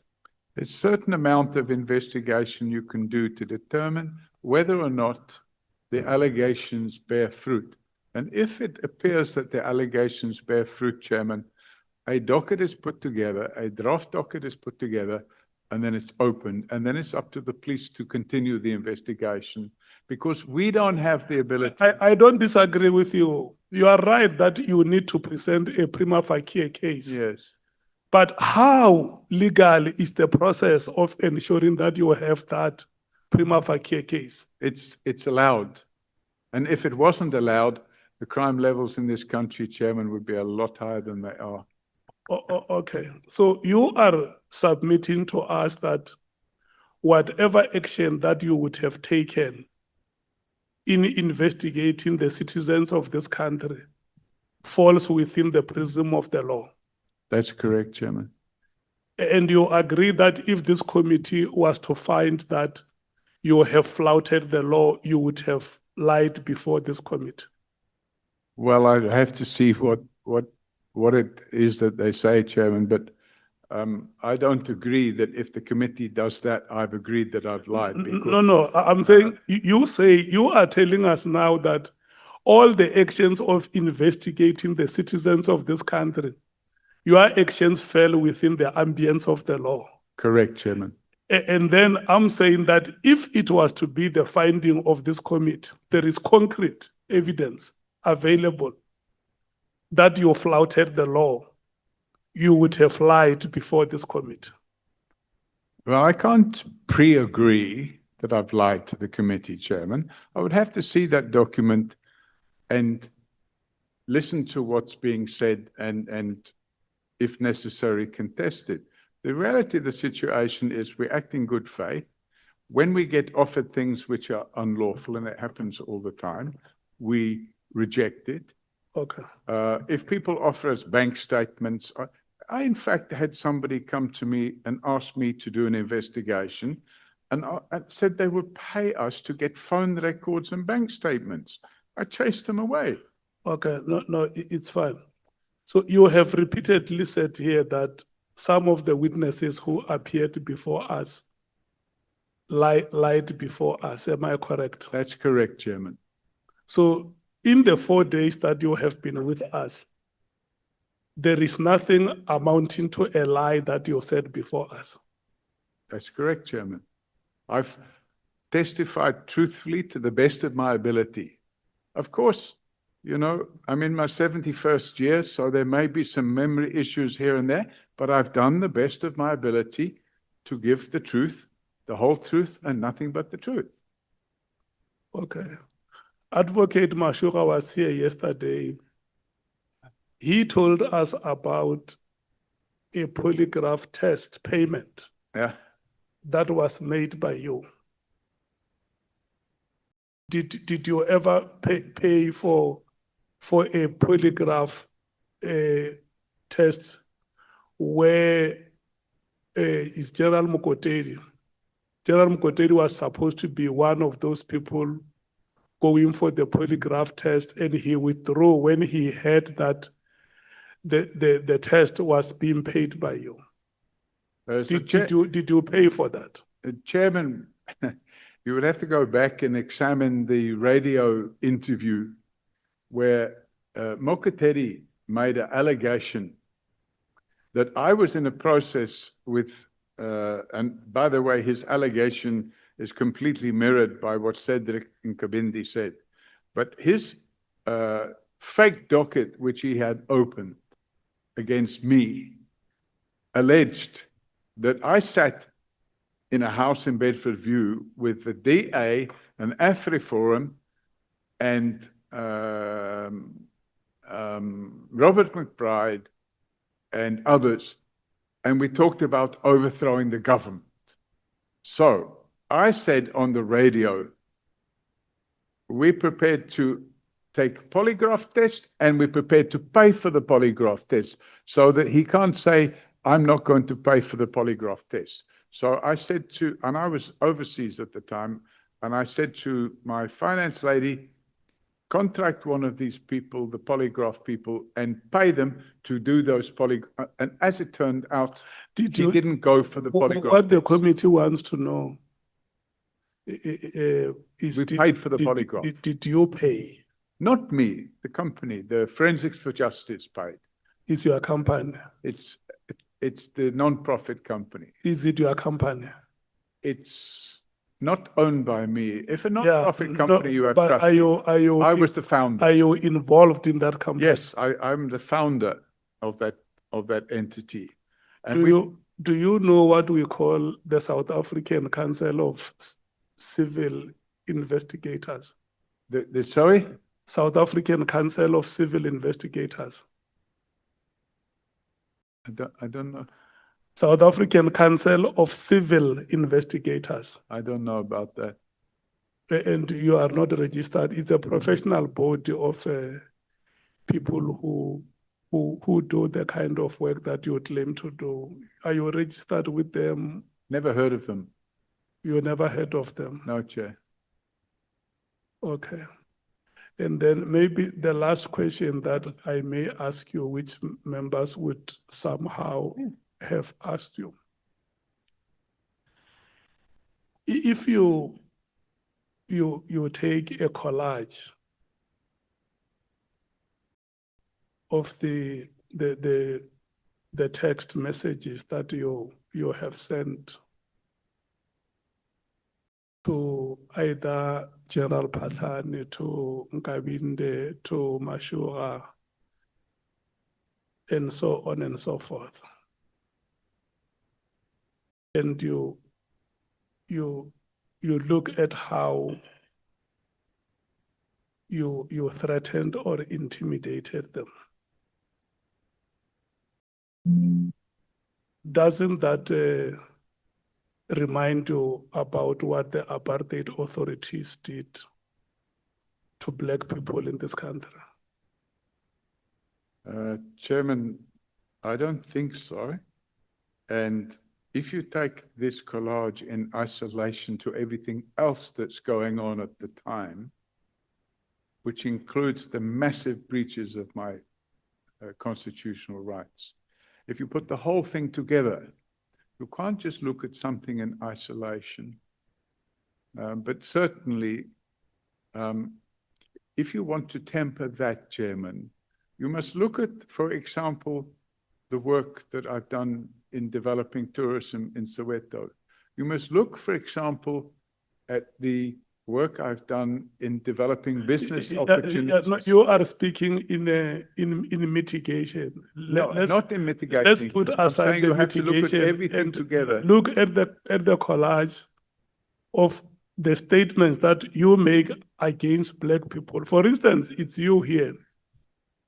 You want our sympathy when you tell us that. Pardon me? I say you want our sympathy when you tell us that you were arrested in a plane, the manner in which you were arrested, isn't it? Chairman, I don't want your sympathy.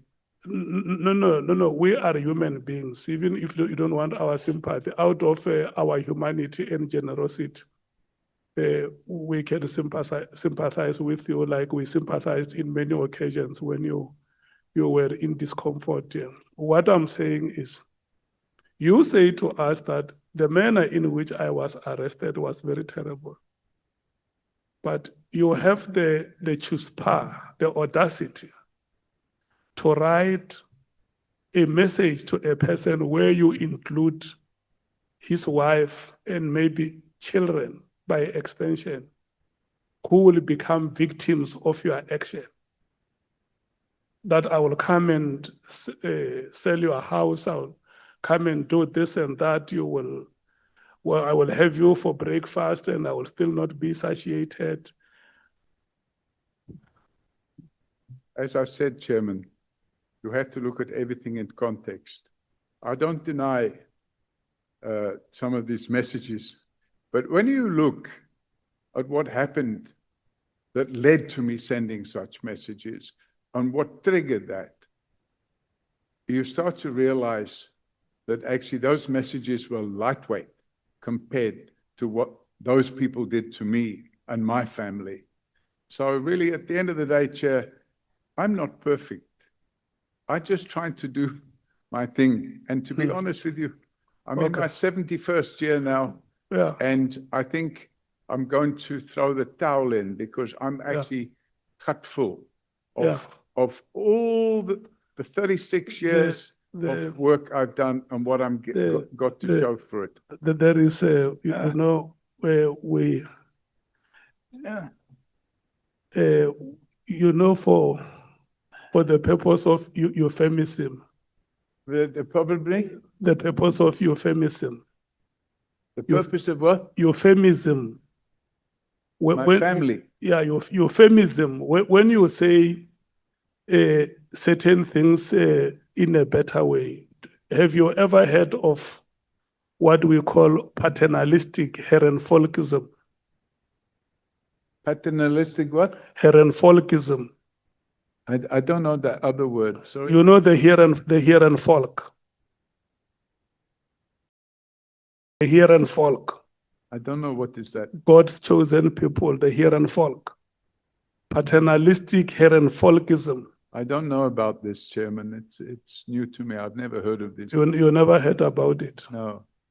Yes, it's an esoteric concept that is used to describe how the past where we come from, how white people regarded the blacks in this country as helpless people who do not know anything that they can do, anything knowledge, anything innovation, anything prosperity is white. Yeah, no, I cannot possibly agree with that principle. And in fact, we've gone out of our way, me personally, to help people that are poor, and they're not white people, to help them to educate their children, to help them provide lighting in their homes at night with solar panels and a light inside, to help them have ablutionary facilities, to put on parties for their children. I can send you all the pictures. And when you see, we hire face painters and we have and we get Father Christmas, by the way, we bring a black Father Christmas because I didn't want them to have a white Father Christmas, and we're handing out appropriate presents for those small, poor children. So if you saw some of that, you will say, wow, that's not. My last right, question right. to you would be the director of public prosecutions in a country, either in Ireland or in UK or in South Africa, who sees the messages that you send to a prosecutor or a minister of police who sees the messages that you send to their generals or to their police officers, or a president of a country who see those messages that you send to the people who serve in the government which they lead. What should be their attitude towards such messages? Well, Chair, it's like anything else. You have to exercise the Audi Ultram Partem principle. And you need to take these things in context with the big picture. You cannot just say, okay, let's just analyze these messages. You have to look at what triggered that. What happened before that? What happened after it? And I'm saying, Chairman, that the Audi Ultram Partem principle must apply, because if it doesn't apply, then you have a kangaroo court. And, Yes. and that cannot be allowed. Yes, so maybe your last comment should be to this. If at the end, their conclusion is that you are a bellicose agent provocateur, what will be your comment? My comment would be, it's very disappointing that you have arrived at that conclusion, because it fails to recognize the truth.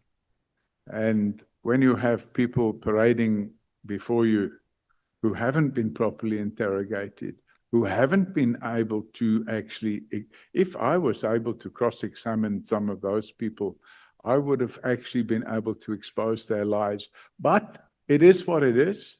It's not a court of law. It's a parliamentary ad hoc committee.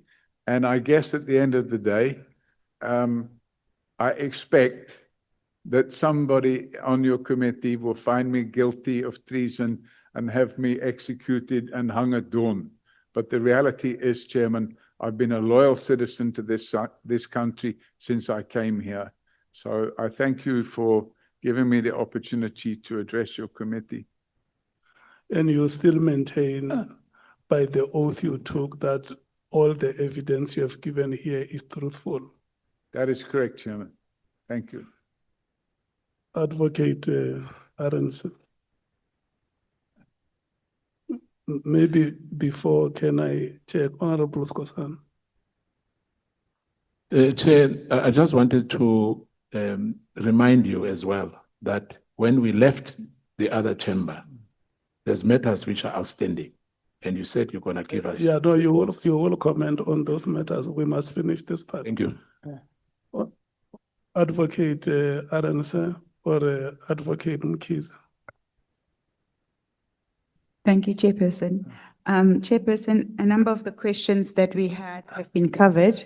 We're just going to wrap up with this last section, probably 3 questions. Okay. Mr. O'Sullivan. Are you sure it's 3 questions? Yeah, I've got them here. It's just, yeah, Okay. what we've been doing, Chairperson, it's not asking questions for the sake of asking. It's looking at Mr. O'Sullivan's affidavit and seeing that his evidence is fully covered. So these 3 sections just speak to that questions. But everything else has been covered. Mr. O'Sullivan, do you need a comfort break? No, I'm in a lot of pain. The comfort break isn't going to help. We've reached a stage where I'm in a lot of pain, Chairman. So if we can just do the questions quickly, I will sustain. You see, let me tell you, the whispers that I got from my members, which are informal, is that you need to allow Advocate Mkhize to ask I you will allow. those Chairman. questions I will that allow.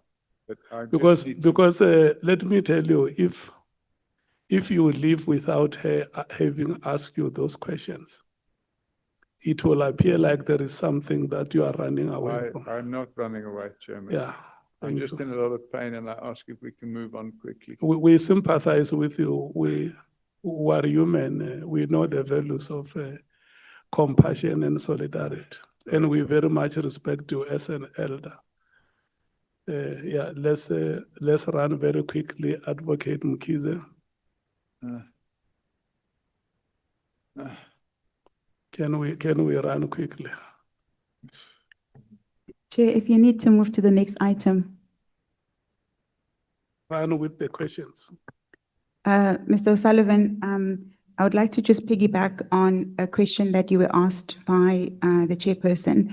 And this relates specifically to infiltration at IPID. And where you can find that it's at paragraph 147 of your statement. You don't have to open it. Okay. I'll just put the question to you. From paragraph 147 to 154 of your statement, you deal at length with your involvement in investigations at IPID. And according to your statement at 147.1, your work within IPID was in the period 2016, whilst Mr. McBride was the head of IPID. And were there any investigations that you did in that period besides that of investigating Mr. Patlani Oh, yeah, lots of. within IPID? Can you name a few? PRASA. We carried out a corruption investigation at PRASA. We carried out a corruption investigation at Transnet. And is this all through IPID? IPID, no. That had nothing to do with IPID. I'm asking specifically about IPID. Oh, sorry. Yes, sorry. so it's the question that I'm asking is in relation to infiltration at IPID. Yeah. And in your statement, you deal at length with the investigation that you conducted with investigators from IPID. Yes. And the only example you give is in relation to General Patlani. That's the My only question investigation. I have is, is there any other investigation that you conducted? No, Chair. Was it IPID? So it's only general, okay, thank you, I'm covered. The second question then, relates to, after Mr. McBride left IPID, he testified that he left in 2019. And a lot of your testimony had to do with that you assist in investigations where there's political corruption. Did you conduct any investigations with the new head of IPID after Mr. McBride left? No, Chairman. So you've never done any other work? It was only limited to the period with Mr. McBride? That, not the whole period of Mr. McBride, but that period That pertaining period. to the General Pashlani investigation. Okay, I'm covered. And then the next question that I have is, one of the things that you looked at in your investigations at IPID was a contract that had to do with a grabber or spyware. You I wasn't involved in that. I never had anything to do with you didn't look at that contract? No, I had nothing to do with that or the contract. I knew nothing about it. Okay. You testified that you were aware that there was a grabber that was to be purchased, and You're talking about the 45 million rand? yes, story? indeed. Yeah, I got that from the newspapers. Yes, I'm saying that you also looked into that. You looked into that contract. No, You did not. never saw the contract, never knew anything about it. Okay.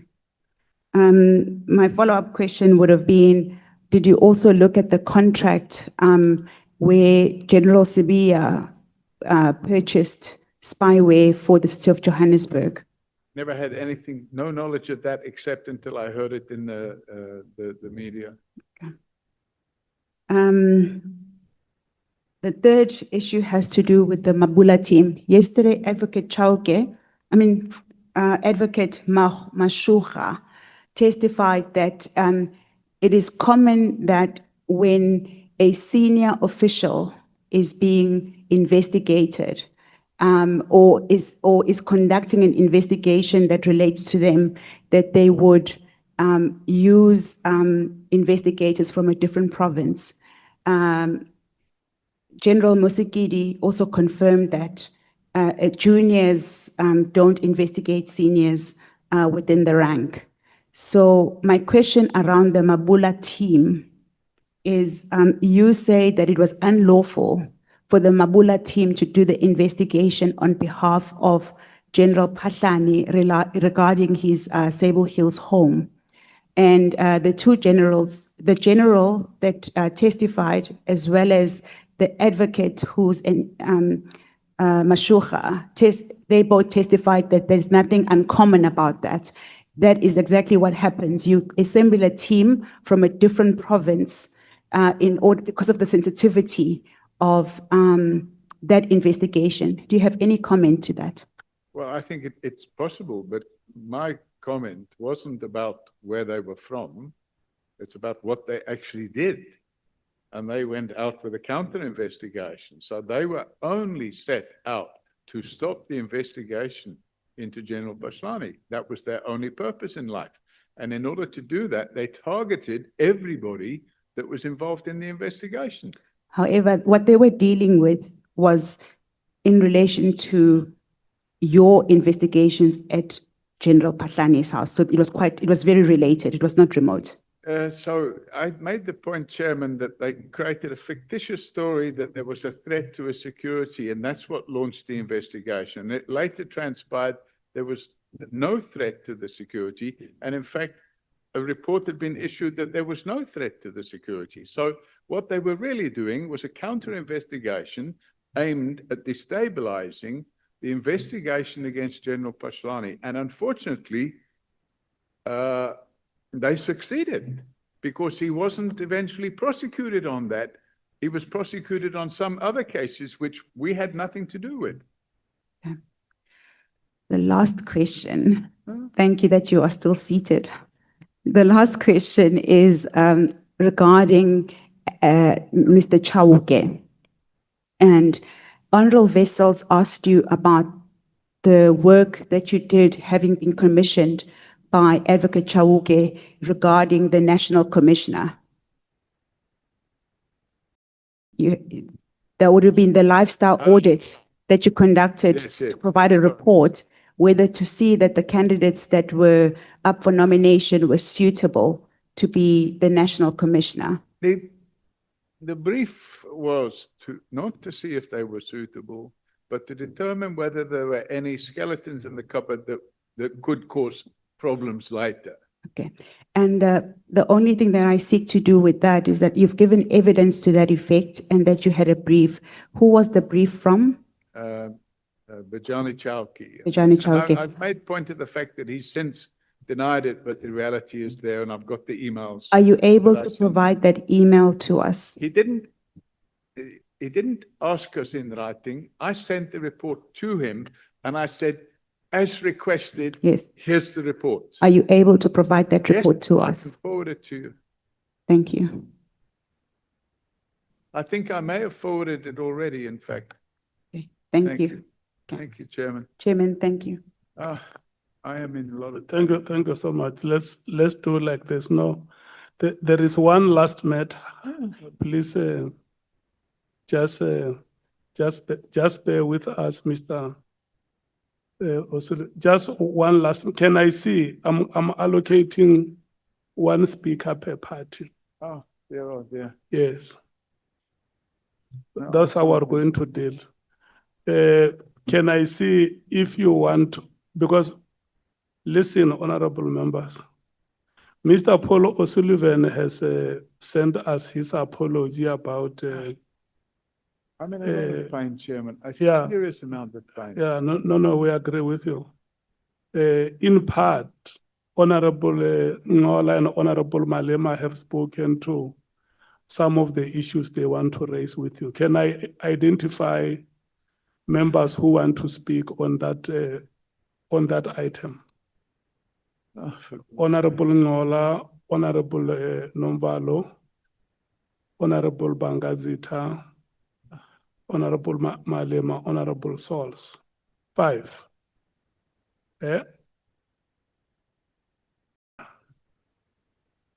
Yeah, one member per party. No, less than 5 minutes. You can't go beyond 5 minutes. We still have another witness who is coming. Honorable Ngola. Thank you, Chair. Chair, I think you forgot to acknowledge the presence of Honorable Tsiye and the MK Honorable Muzwai. Let me recognize the presence of the following members. Honorable Ndlela. Thank you so much and welcome. Honorable Masina. Thank you so much and welcome. And Honorable Lizie. The witness before us is Mr. Paul Robert O'Sullivan. And we want to thank you so much for being part of this proceedings. Thank you. Honorable Ngola. Thank you, Chair. No, just 2, 3 issues from me. Mr. O'Sullivan, you say in your letter, you were gravely in pain and you had to leave on that day. I'm in a lot of pain right now, Chair. And you know what I have requested? No, I'm asking about that. Yes, I've requested that my medical condition be kept confidential. But I was in a lot of pain then, and I'm in a lot of pain now. Yes, that's why we have kept it confidential and that's why we only Thank use pain. So, but when you left here, you said you are catching a flight. Correct, Chairman. So this is a contradiction of what you said. We have a video of you leaving the house. Remember, there's cameras all over the chambers. It was both. It was both the pain and the fact that I had a flight. And we can go into detail and we'll be here for another. No, but why is the flight matter not properly covered in the letter of apology? I disagree that it's not properly covered. Oh, dear. I'll read what it says here.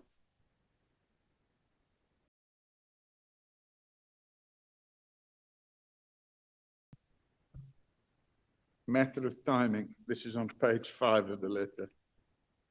Following on from the above, I place below the following extracts of the transcription of the discussions at the committee concerning my agreed departure time. And the chairman states, honorable members, this is Mr. Robert Paul O'Sullivan, who's going to be with us from now until 1 o'clock. And then he carries on with some other stuff and he says, we'll hand over to legal counsel to conclude with Mr. Paul O'Sullivan, and then we will release him at 1 o'clock. So. Yeah, but the Sorry, email you wrote. Please let me finish. No, I'm saying, no, No. wait, Mr. O'Sullivan, Please wait. let me finish, because it says here, at 12:25, when I was already starting to feel lots of pain, I stated the following: O'Sullivan, I need to go in 35 minutes to go to the airport. Chairperson, yeah. So that somebody else says he has a flight to catch. I said, I have a flight to catch. So you're saying that I didn't mention about the Yeah, flight to catch? no, let's go there. It's not properly covered because you Pardon? also do not attach any travel details around your traveling. Well, as it happens. And I'm- also you have written, I'm no, with wait, fine. you have written an email to the evidence leaders and you said you must leave not later than the 14 hours. When did your flight detail change? So if you have a look here, again,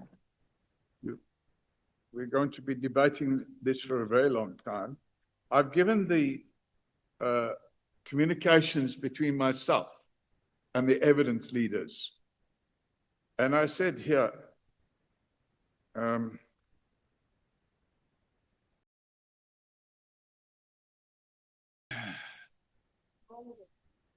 good morning. And this is now the message I sent to the evidence leaders on the 26th.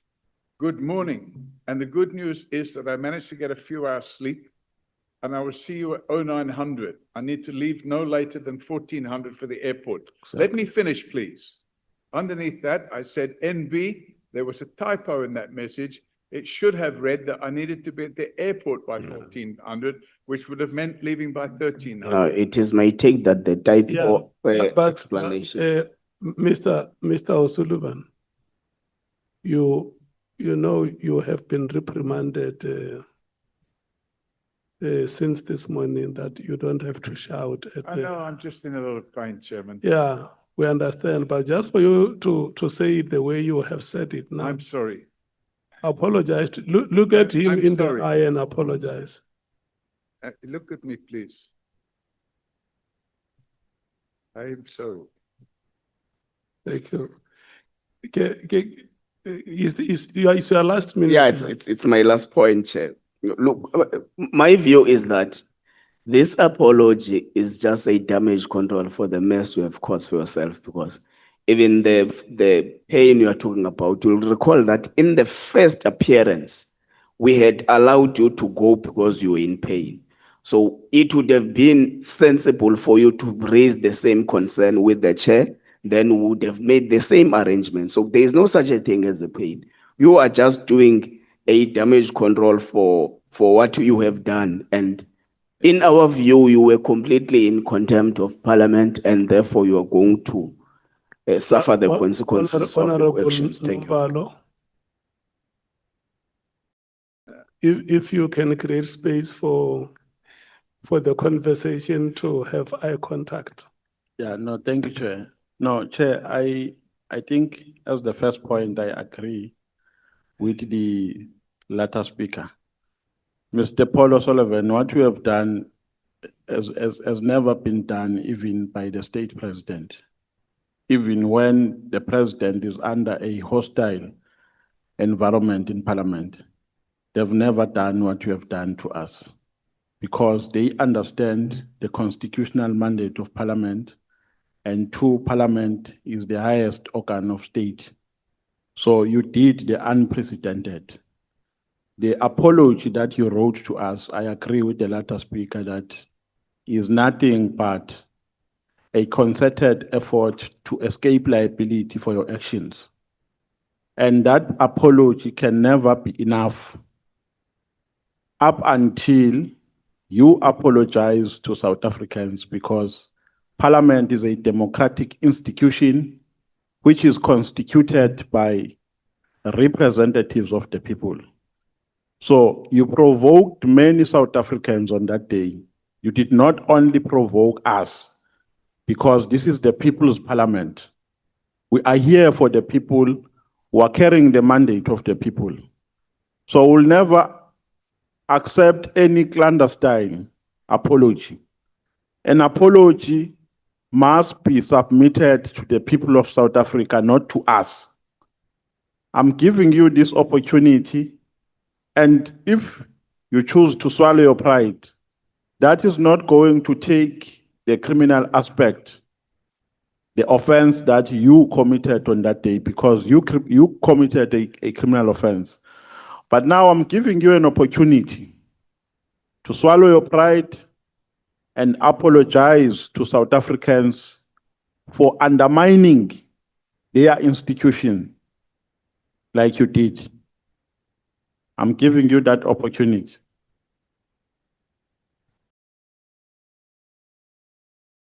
Chairman, I made the apology in writing. I've read out that aspect of it this morning.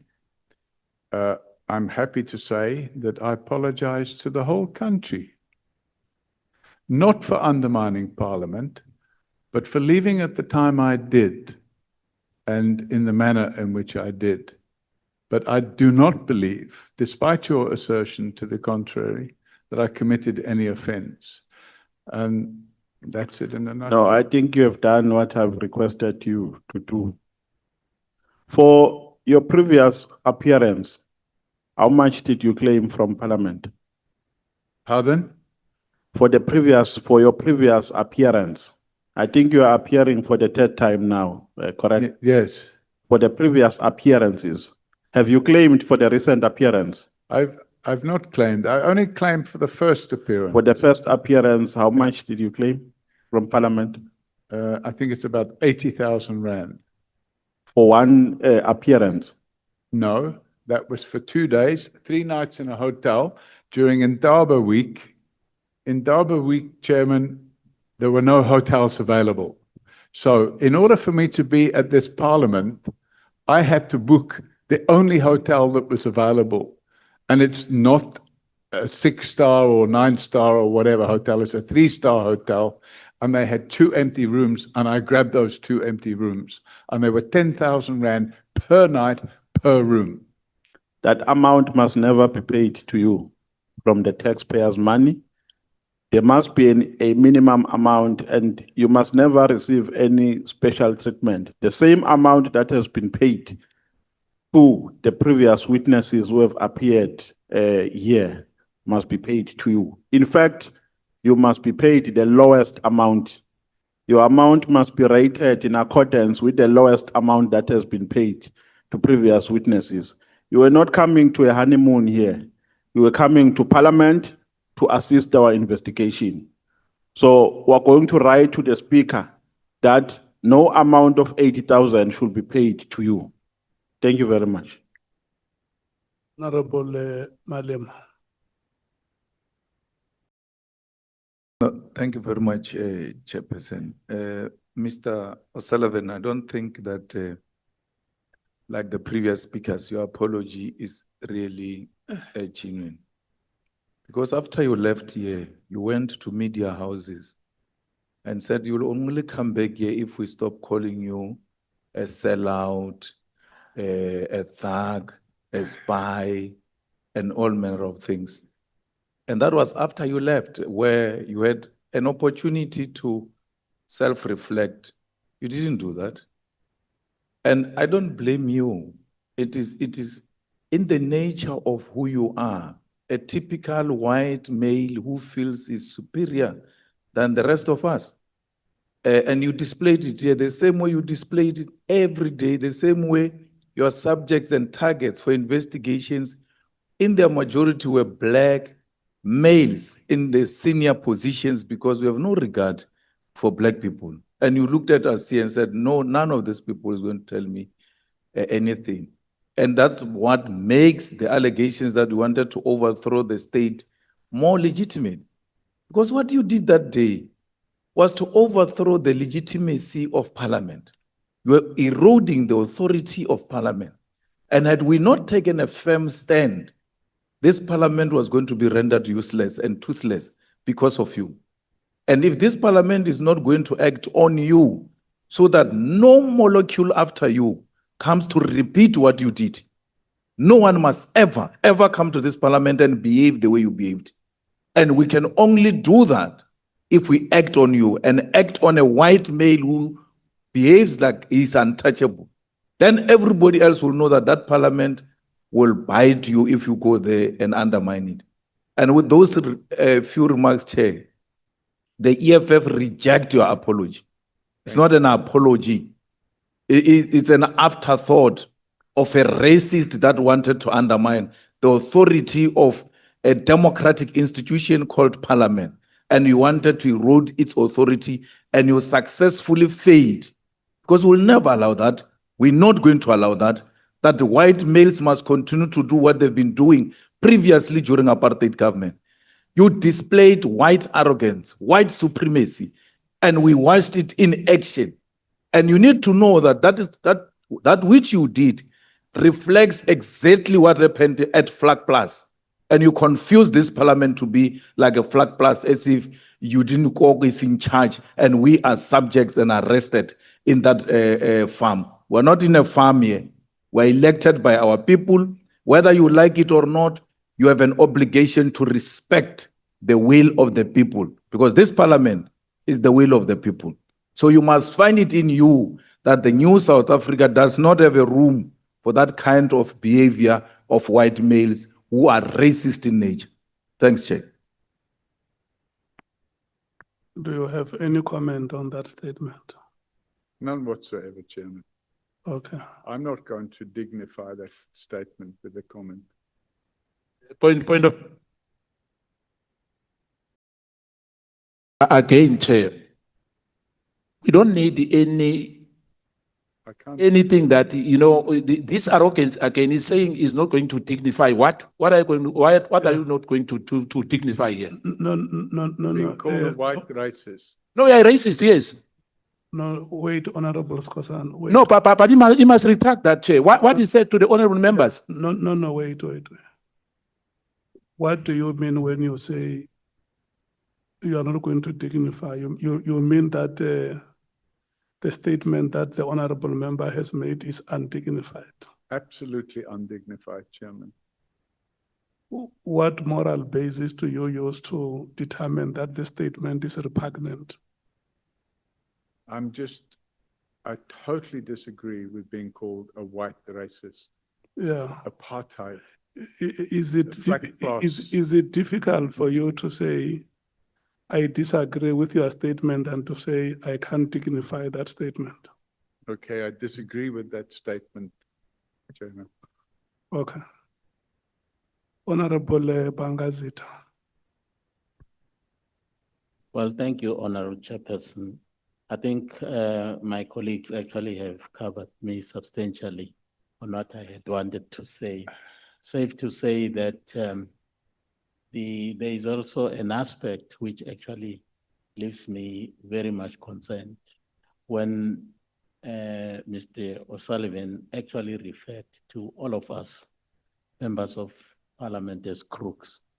I know that he tried to apologize on that one, on that comment, but it's lingering in my mind because it was, to me, an expression of his innermost, thinking about what he sees in front of him as members of Parliament. To him, he does not see members of Parliament. He sees, a group of crooks, as he actually had said. And I really take great umbrage at that. I'm struggling to forgive him on that one, unless I see genuine retraction of that statement.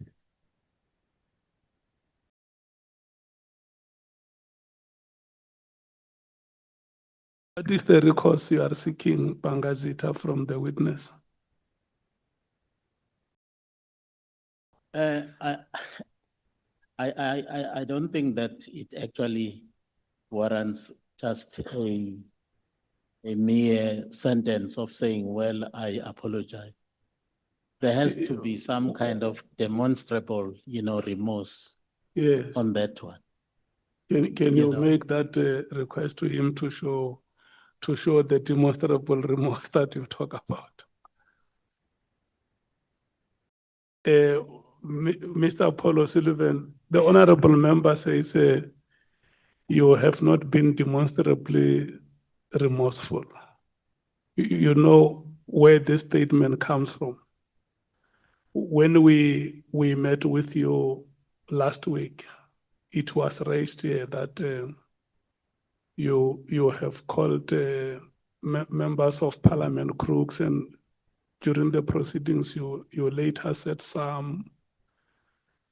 And the reason why he's saying it is that after you left the proceedings, when you did an interview with ENCA, you said, after you have apologized, when you got out of the door, you apologized, like you made an undertaking that you'll apologize.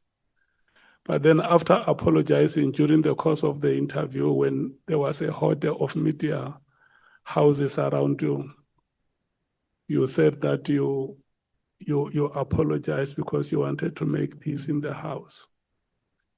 And then further went on to say, I don't have time for crooks. I have a plane to catch. I wasn't referring to members of the House as crooks, Chairman. Who were you referring to when you said, I don't have I time? can't remember at the time, but if it's been read that I was referring to members of the House as crooks, then absolutely I retract and apologize for that, because it wasn't. That's exactly what I'm saying, because you were with us. Yeah. You say, I don't have time for crooks. I think somebody I have made another a plane to comment, catch. I think somebody made another comment, Chair. That is why the honorable member says now, because we are here, all of us, you are not saying it to the media. Nobody must hear you out of context.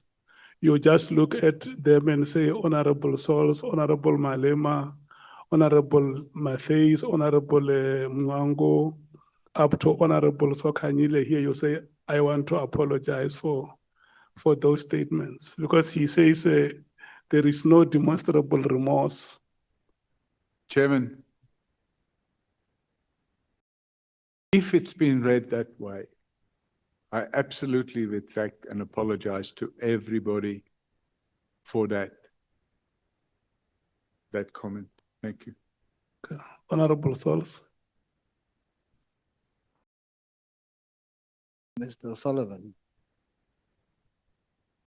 when you walked out in the last meeting was obviously very disappointing. Furthermore, after that, you wrote to me 3 emails. In one of the emails, you spoke about my colleague and shared with me the membership declaration form of Honorable Skosana.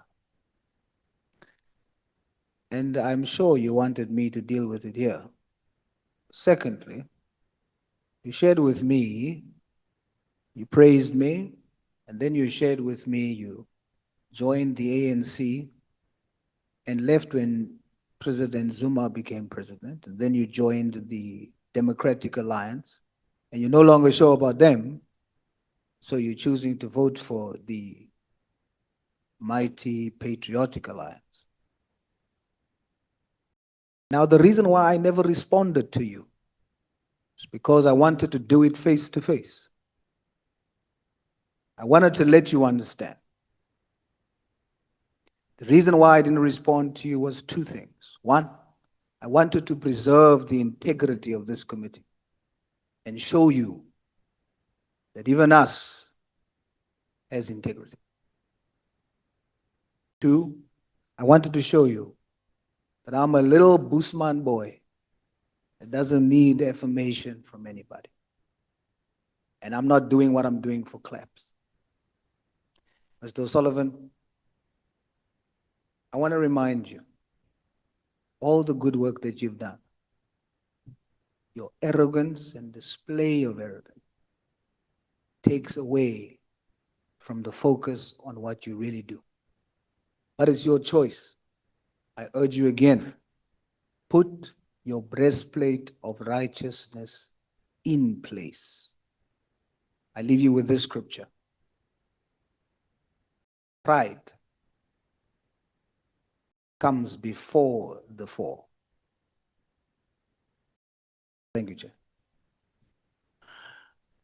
Okay, thank you so much. Look at me, because I'm now going to be biblical. Last week, Thursday, when you left the proceeding, 3 times I called you, and you thrice ignored me. 3 times. Mr. Paul O'Sullivan, Mr. Paul O'Sullivan, Mr. Paul O'Sullivan, 3 times being called, thrice ignored. Do you want to apologize to the chairperson for not having heard that? Absolutely, I didn't hear it, Chairman. I'm sorry. The microphone, they say they can't hear you. I absolutely didn't hear you calling, Chairman, so I apologize for not hearing you. Okay. Look, we have come to the end of the proceedings, and I'm going to give you a chance now to say something between 1 and 5 minutes that we are concluding these proceedings in a very ceremonial way. And I want to hear what is your feeling, What is my what? your sentiment. My sentiment, Yeah, Chairman? what is it that, I mean, from the first day you came here, remember before you came here, there was a lot of furor between you and us. Hey, I will not come there, I will not appear before this and that. So now we are at the end of the proceedings. We have had 4 days with you. And today we have an opportunity to conclude the proceedings the way we are doing now. And it will only be fair if there are members you want to thank the legal team, you want to thank so and so, you want to thank Bonani, it's your opportunity. Okay, Chairman. Yeah. Obviously, I thank Benoni. I thank the Parliamentary Protection The Service. microphone. Obviously, I thank Benoni. I thank the Chairman. I thank the evidence leaders. And I thank the Parliamentary Protection Services for taking care of my security arrangements. And really, Chairman, at the end of the day, I believe that you have to carry on with your work and produce a report and do what you want to do. But it would be totally misguided to say that I've captured the criminal justice system, or that I tried to overthrow the country and all those other things. But be that as it may, I can't stop you from doing what you have to do. And I would thank you for now allowing me to go, because I'm in a lot of pain. Thank you. Thank you so much. Honorable members, we are going to do this. We are going to take a 20 minutes break as we prepare for the next witness who will come here at 20 minutes to 5. And I'm going to request Mr. Paul Robert O'Sullivan and Honorable Mandla David Skosana to walk each other outside, hand by hand, side by side, walk, stepping toe to toe, so that